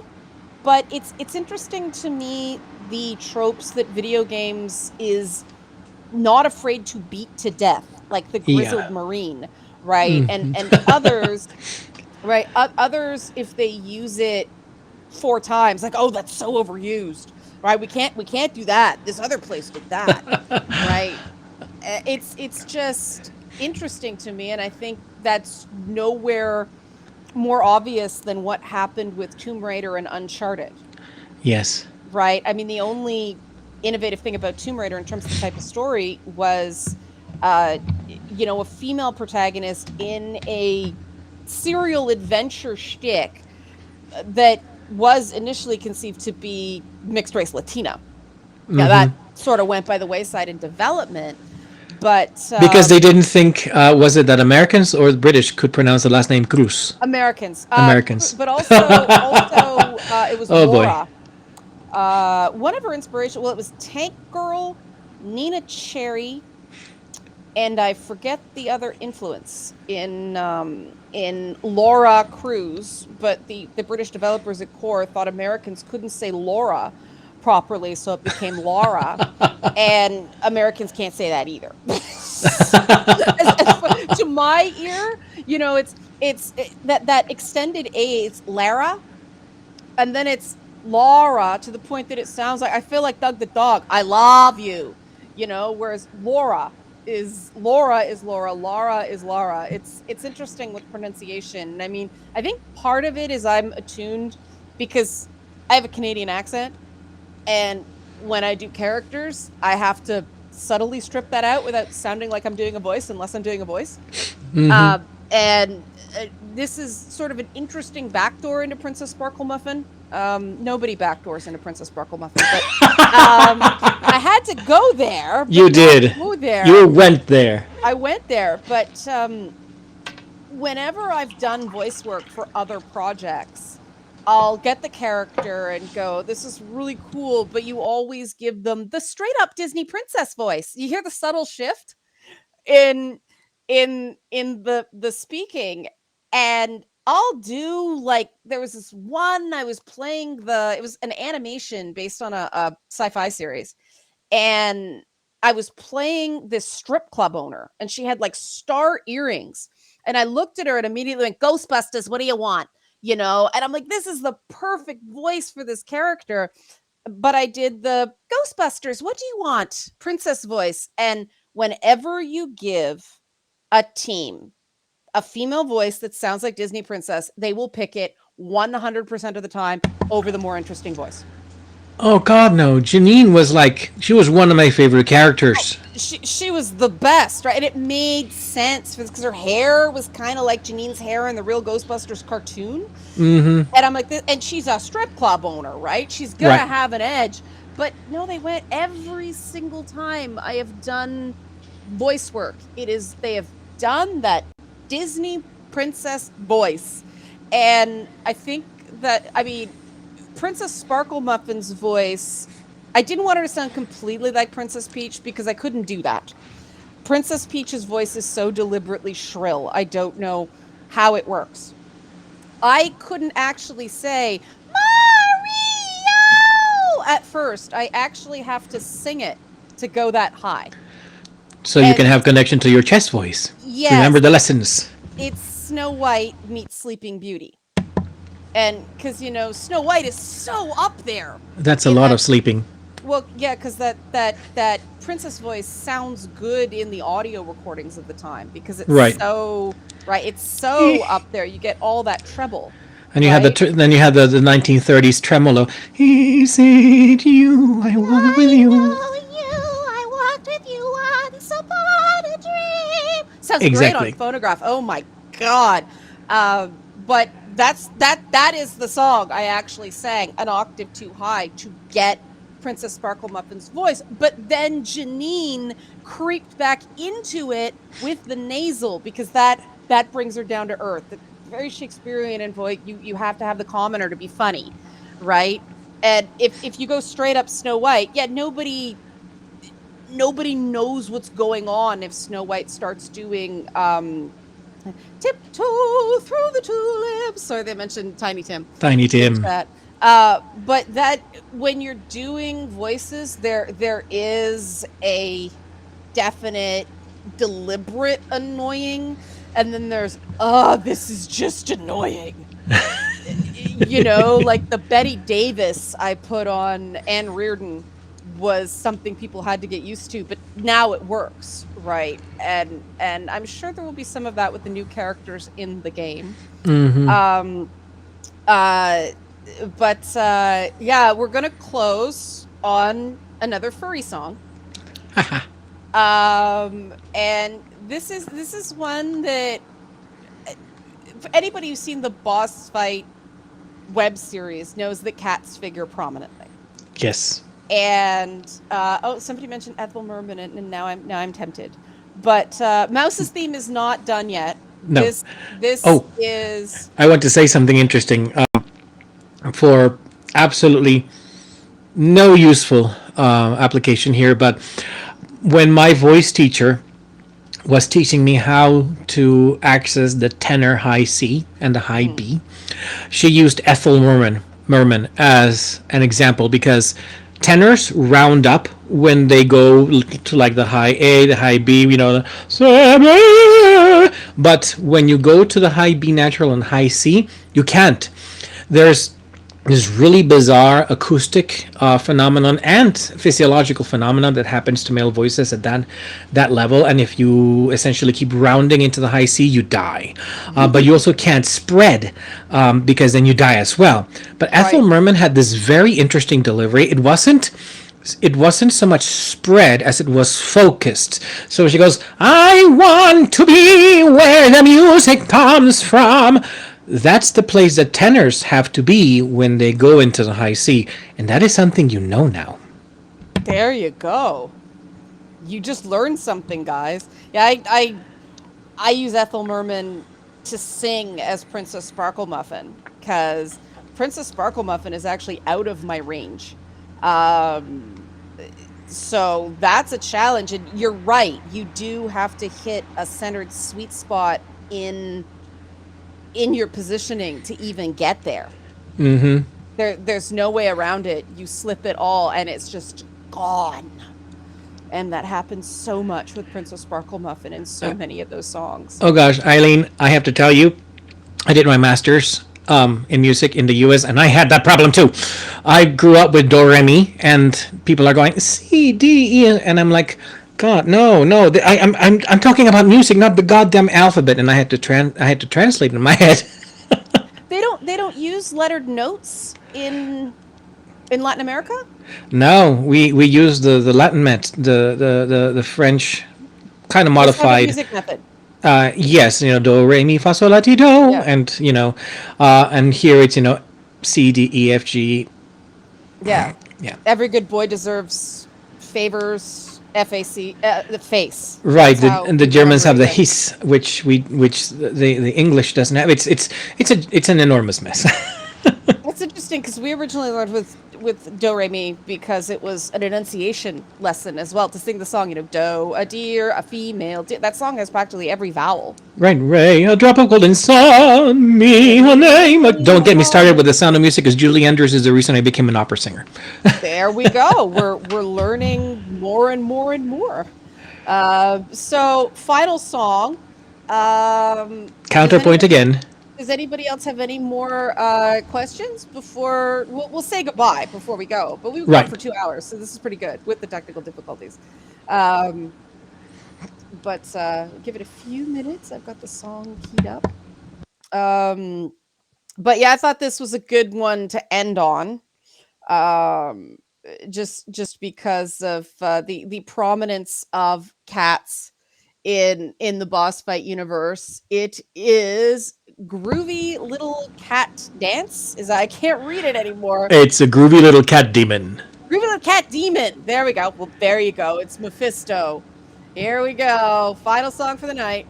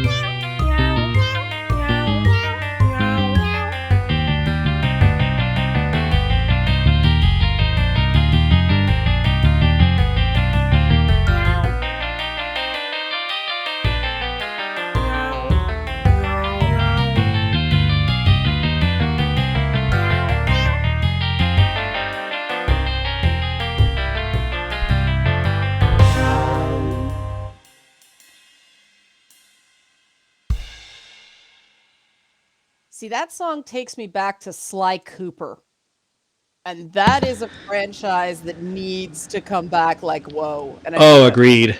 I love it. Like, geez. One of the ultimate furry games in gaming history, but also God, just yes. So I don't know why that has not come back. But yeah, that's what that song makes me think of. But yes. Funny thing, the meows are actually my voice Mhm. sampled through GarageBand. It's funny because people said that sounded more like the Final Fantasy effect, and it's just because those speakers were the sound chips were so crappy back then, right? And Uh, actually, yes, there is a lot of Wendy Carlos influence, and oh god, Don Dorsey, yeah, influence in this. yeah. I mean, the Aristocats back in the day was actually great music that also used Do Re Mi in it. Exactly. That's an interesting intersection point because Marie's song was do mi so mi do mi so mi do mi so mi do when you do your scales and your arpeggio. That was Exactly. that was And like hey, not I just definitely was going for some jazz influence in yeah. that. Yeah. I mean, I like the change ups because, everybody's sort of chilled at the towny music, but if everything is town music, everything becomes environmental, everything becomes town. You stop noticing it after a while. I mean, there are those great moments, the Final Fantasy opera scene, but also Shema's dance in Quest for Glory Quest for 2, Glory. or even that god awful King Antony the Ant Oh gosh, yes. song, and was that King's Quest? It was one with Cedric. King's Quest 5? King's Quest 5, the one with Cedric. Yeah. The A hot very poisonous snake. but look, I grab a poisonous snake. But I mean that was uh those moments you remember. Audio is in some ways an undervalued element of games, and that's why I thought it would be cool to sort of preview this stuff, which is cool. The people here seem to really enjoy it. Some people just showed up now, which is interesting that there's sort of a refresh at around the 10 o'clock my time mark. But, we hope you guys enjoyed this preview. The Kickstarter is still on for another, I can't believe it's only been 2 weeks. Yeah. I can't believe it. There was so much momentum early on that it's like, wow, is it only week 3? But yeah, we will have more announcements when we hit that $12,000 Canadian stretch goal. See, I'm looking at Lycaos's question and thinking there's so much crossover between metal and classical that I don't want to answer wrong, and we haven't really talked about the parts where that would be appropriate. Yes. Let me put it this way: there is no genre that is safe from us, musically Yeah. speaking. Where it will feel appropriate, I will plunder the genre loot box and just throw it all in. Oh, a lot of heavy metal performers are classically trained musicians. Yeah, and Yeah. funny. This is kind of funny. Some I think was it like Chaos? I think it was like Chaos mentioned that one of the songs reminded him of Only Time.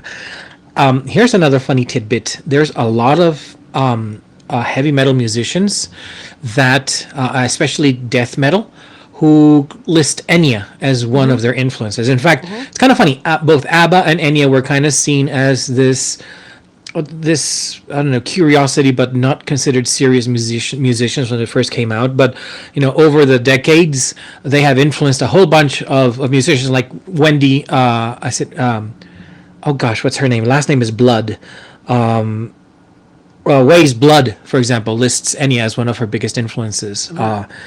And yeah, Enya was a revolutionary musician in how she used atmospheric and elements and voice doubling to a point that no one has done before and since, because girlfriend goes into her castle and records herself 5,000 times.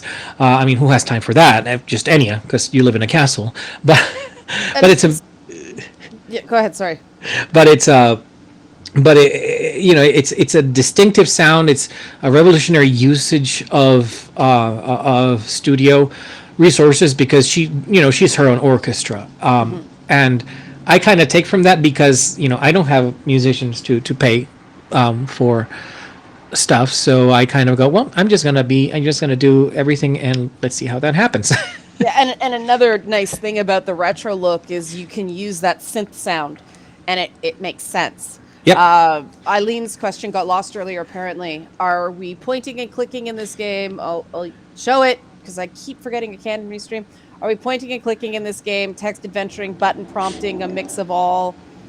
Uh, we do have point and click nav. I know arrow keys are doable. Yes. Yeah. We have navigation mechanics can be done both with the mouse, and of course it'll be also echoed in touch interface. Yeah, You well, can that's you need the pokey for the touch interface. Yeah.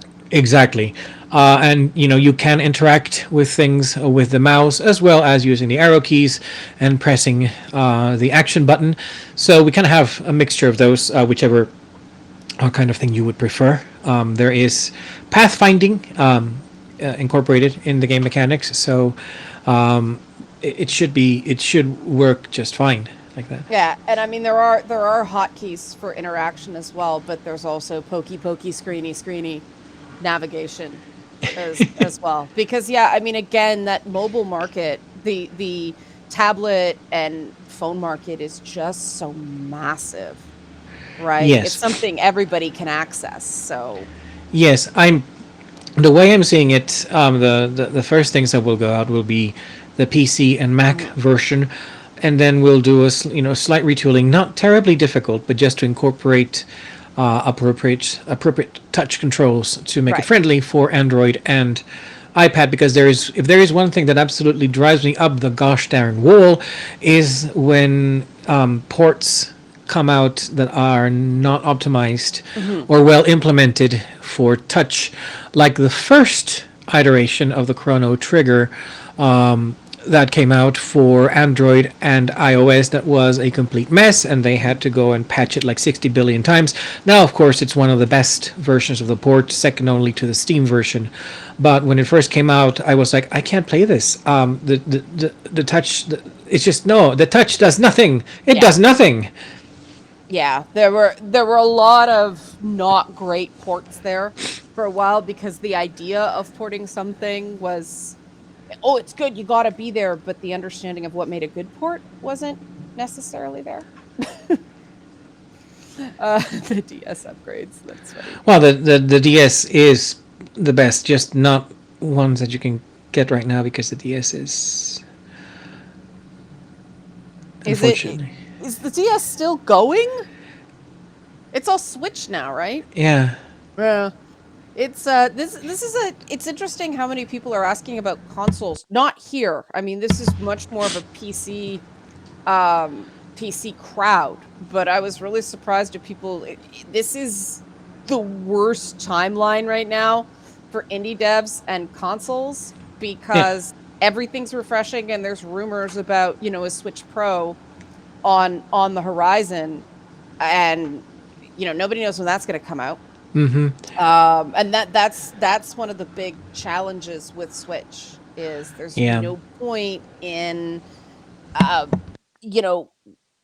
optimizing for something if they're going to come out with a new machine. It's getting to that point in the timeline. Yeah, but we're a minimum 2 years away from complete launch, like Chaos. So, it's a funny time that way. And then with the supply shortages on the PS5 and the Xbox, whatever they're calling it now,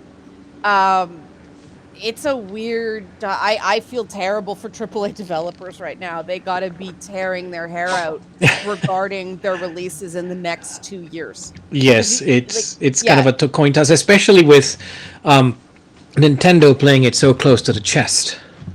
Yeah. Well, Nintendo always plays things close to the chest, but there's a lot of speculation that they would have announced something by now, or that the OLED edition is a dumbed down Switch Pro because of the chip shortages. So there's a question about a mirror. Yeah. Everybody's been asking about in-jokes and stuff like that. The nice thing about the JRPG format is there could just be like throwaway tech things in places, and I want there to be things where you know, that whole rewarding exploration design thing that so many people talk about, but it's usually a mile wide and an inch deep. Yes, like one of the things that I always loved when I played the Quest for Glory games was just to look for all of the crazy things that they would hide, even in just the descriptions of the room, if you clicked here and there. So that's definitely one thing we want to add, that extra bit of fleshing out of the world. I think Per mentioned pick nose. That's one of my favorite things in Yes. any game ever. Congrats on the new car, Russian. Yeah. And it's like, it's been 2.5 hours. Yes. So look who just appeared, guys. It's officially a stream now. Hi, Oh. Scouty. Hi, Hi. Scout. There he is. 2.5 hours. Come make dinner and have couch time. There we go. Oh, very nice car, Russian. There we go. There's the Scouty. Yeah, he was summoned by the kitty song. He was summoned by the 2.5 hour mark. But there he is. We have had our cat Marshall, and that's a good time. I hope you guys enjoyed this. We'll figure out another thing to do next Tuesday, so we'll be back same bat time, same bat channel. Not sure with what yet. We'll figure it out. Maybe we'll have more music. The music was kind of cool. Like the Twitch radio was kind of good. It gave us something to talk about, but not as we'll see about. Oh right, because it's Europe. Mary just may have to join us midstream if we go earlier, because he's some hours behind me. So yeah, only Tuesdays for now, just because daytimes are mental for us right now. We're doing a million things because we're still making the game as well as doing this stuff. But yes, spread the word, back the crowdfund, let people know we're back and that it's going on. You may not think your little social media stream makes a big difference, but what we're finding is that the smaller streams, the people who share that actually have meaningful connections with people instead of people who have like hundreds of thousands of followers, they're more effective for us. Yeah. We found. So yeah, that was just a one-time thing for Scout. Thank God. That was He probably went YOLO. yeah, he YOLO'd on the stove, and I don't know what the heck. The cat is a fire wizard because he wasn't burned. I have no freaking idea. But okay, guys, thanks for this. Thanks for the feedback. It was really cool. The nice thing about this process is, you know, when people keep things so under wraps, they don't get this sort of feedback. And you know, like one of the things we want to do is sort of show the scope that you can manage in a game when you've got talent, a desire to try, and not a lot of money. Oh, that's great. On the Discords. Discord terrifies me, but it's good to hear that. Yes, we are setting up a Discord server. We were just doing that today. Yeah, a lot of the stuff we're doing right now is, oh, we got to get this listing done. We got to get this done. We got to get. There's a post on the BOSSFIGHTgame.com website. I'll put that in the chat. About voice acting. Yes. Casting call. We've put that up since people were actually asking because of the crowdfunding. We are submitting. We are accepting voice actor submissions. No, we haven't talked about this. It'd just be sort of an open Discord, wouldn't it? Or would it be for backers? We're gonna have to talk about that. I don't know. we're not there yet. I'm like, we're not there yet. What? I'm scared. For running around on fire. Yeah, I'm falling over on camera for this. But yeah, we have posted a list of voice types that we're looking for the game. We'll see what comes in. We did not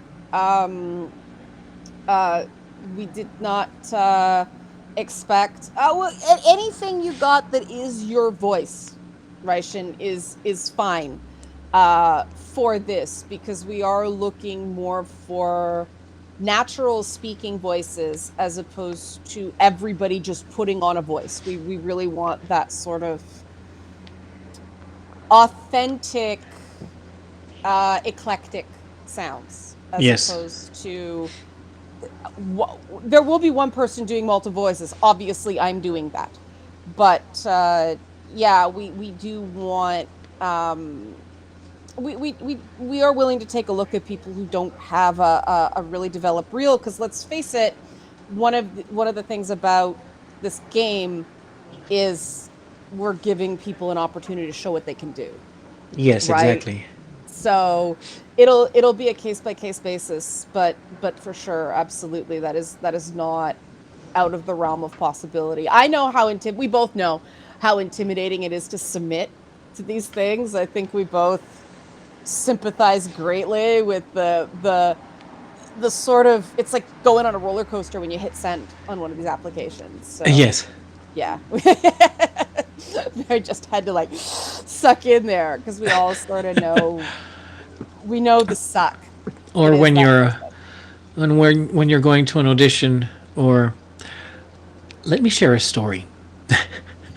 I know what that feels like, because I have had performances where I was afraid of when my voice became a divine instrument, because I would open my mouth and only God knew what was going to come out.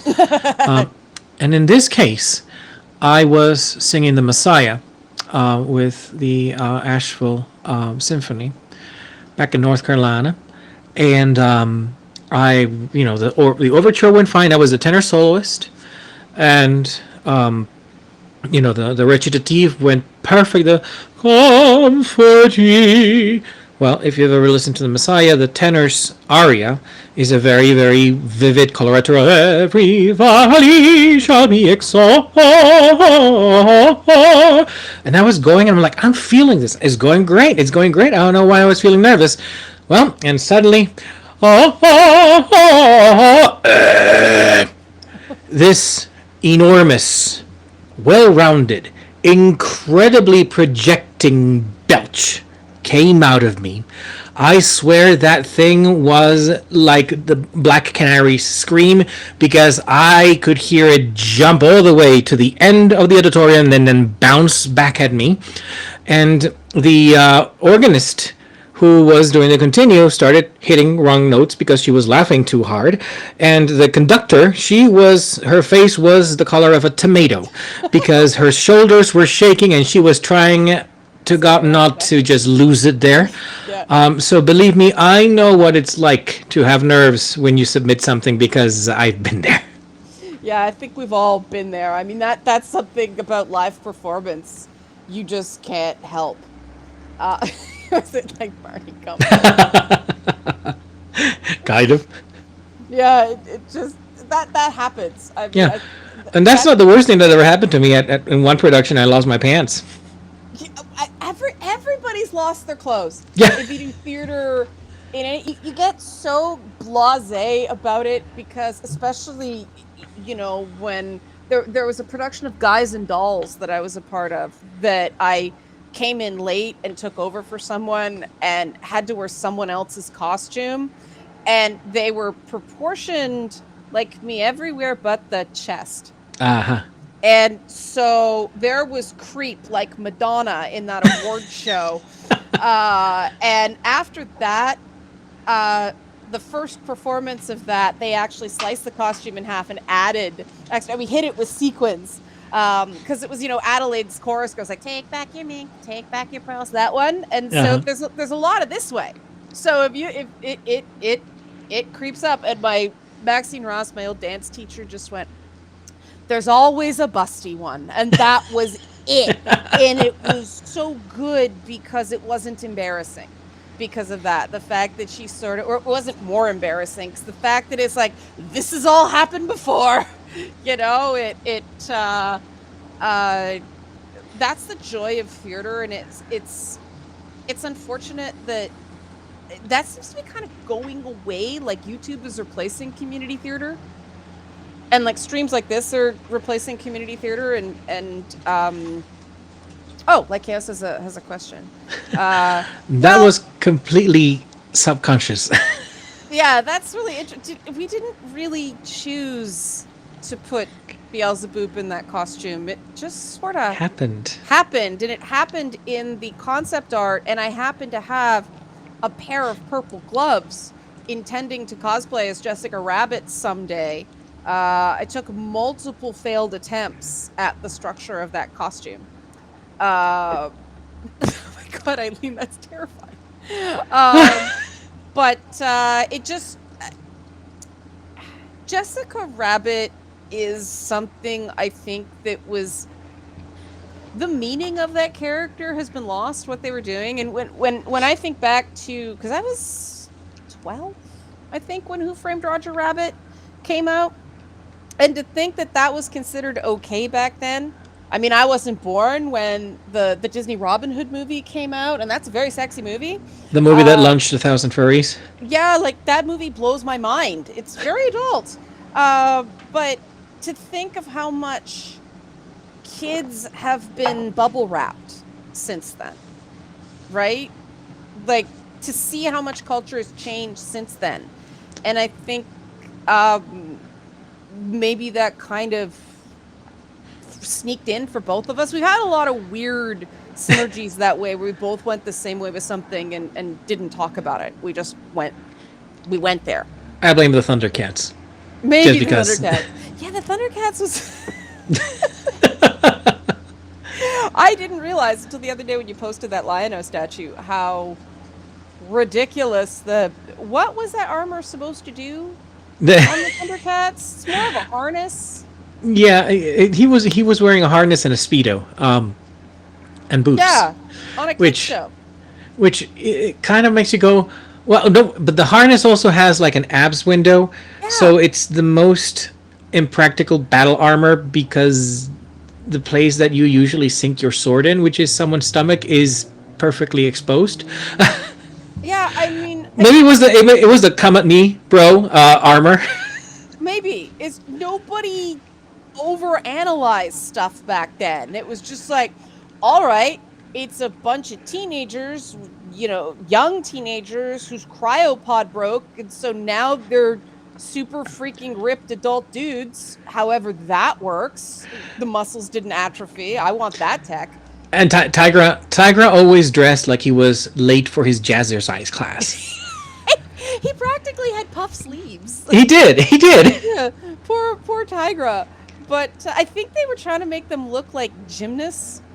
They kind of did, and of course, succeeded in ways they didn't intend. They didn't, and a lot of the face design, the markings, they did take intentionally from the Andrew Lloyd Webber's Cats musical, the makeup there. Yeah, and obviously, like, Mouse's costume in the game is an homage to that, and also it totally is. Anna from Planescape Torment, because I'm taking that back, man. Anna was such a great character in that game, and the fact that she's considered the inferior, hypersexualized, also ran to the thought hooker, just annoys me. Because, I remember playing that game, not knowing what it was. It was at a bookstore. It was the Game of the Year edition of Planescape Torment, and I bought it. I knew nothing about it. It was a creepy dude with dreads on the box. You could never do that today. And put it in, and it was just instantly captivating. And Anna's one of the first characters you meet. She's voiced by Sheena Easton, right? Which, she's got such a cool voice. I know. And, of course, I always remember, my baby takes the morning train. Yep. Yeah. And I didn't know she had an accent because I'd only heard her sing. I'd never heard her speak before. But yeah, KLRG, there's a dynamic between those two characters, and the fact that this women gamers group that I tried to join back at that time was like pitting them against each other. What is this mean girl crap that I play games to get away from? Exactly. It was interesting coming into those Infinity Engine RPGs, not knowing anything about them, just, hey, this is cool, doing it completely on my own, and then finding out the dialogue, the discourse around it, and I'm like, did we play the same game? The same game. It, Mary just found out about Biff the Understudy from Baldur's Gate recently. That's what I get for not playing the game as a sociopath. Well, okay. See, this is the cool thing about this project, that there's so many people going, I haven't played any of this. I feel like, we did another stream and they're like, I feel like a newbie or something like that. It's like, but don't feel that way. We're gonna put the experience into this so you don't have to go back and play 50 games that are half jank because they're from 30 years ago, right? we want to bring that experience back in a package that's sort of more familiar to people. So there isn't that barrier. There isn't that, like, this is weird thing. That's very true. Well, see, KLRG's making me think now, and maybe we should do just a general discussion about RPGs and things like that as a brainstorming session next week. That could be cool. Yeah, that might be cool. Just pick your guys' brains about what you liked, what you didn't like, that kind of stuff. That'd be kind of fun. All right, everybody, we're gonna wrap. Did we get everybody's questions? Okay, Raishin likes that idea. So, all right, everybody, we're going to wrap now. Bring up Jade Empire all you want. So thank you, everybody, for watching. I know it was kind of short notice, but as people said, it was good to get the gang back together. So I'm going to play us out on This Is Boss Fight as well, so you guys can hear it again, because a lot of you guys weren't there for the beginning. So here we go. Get ready. Get your cereals.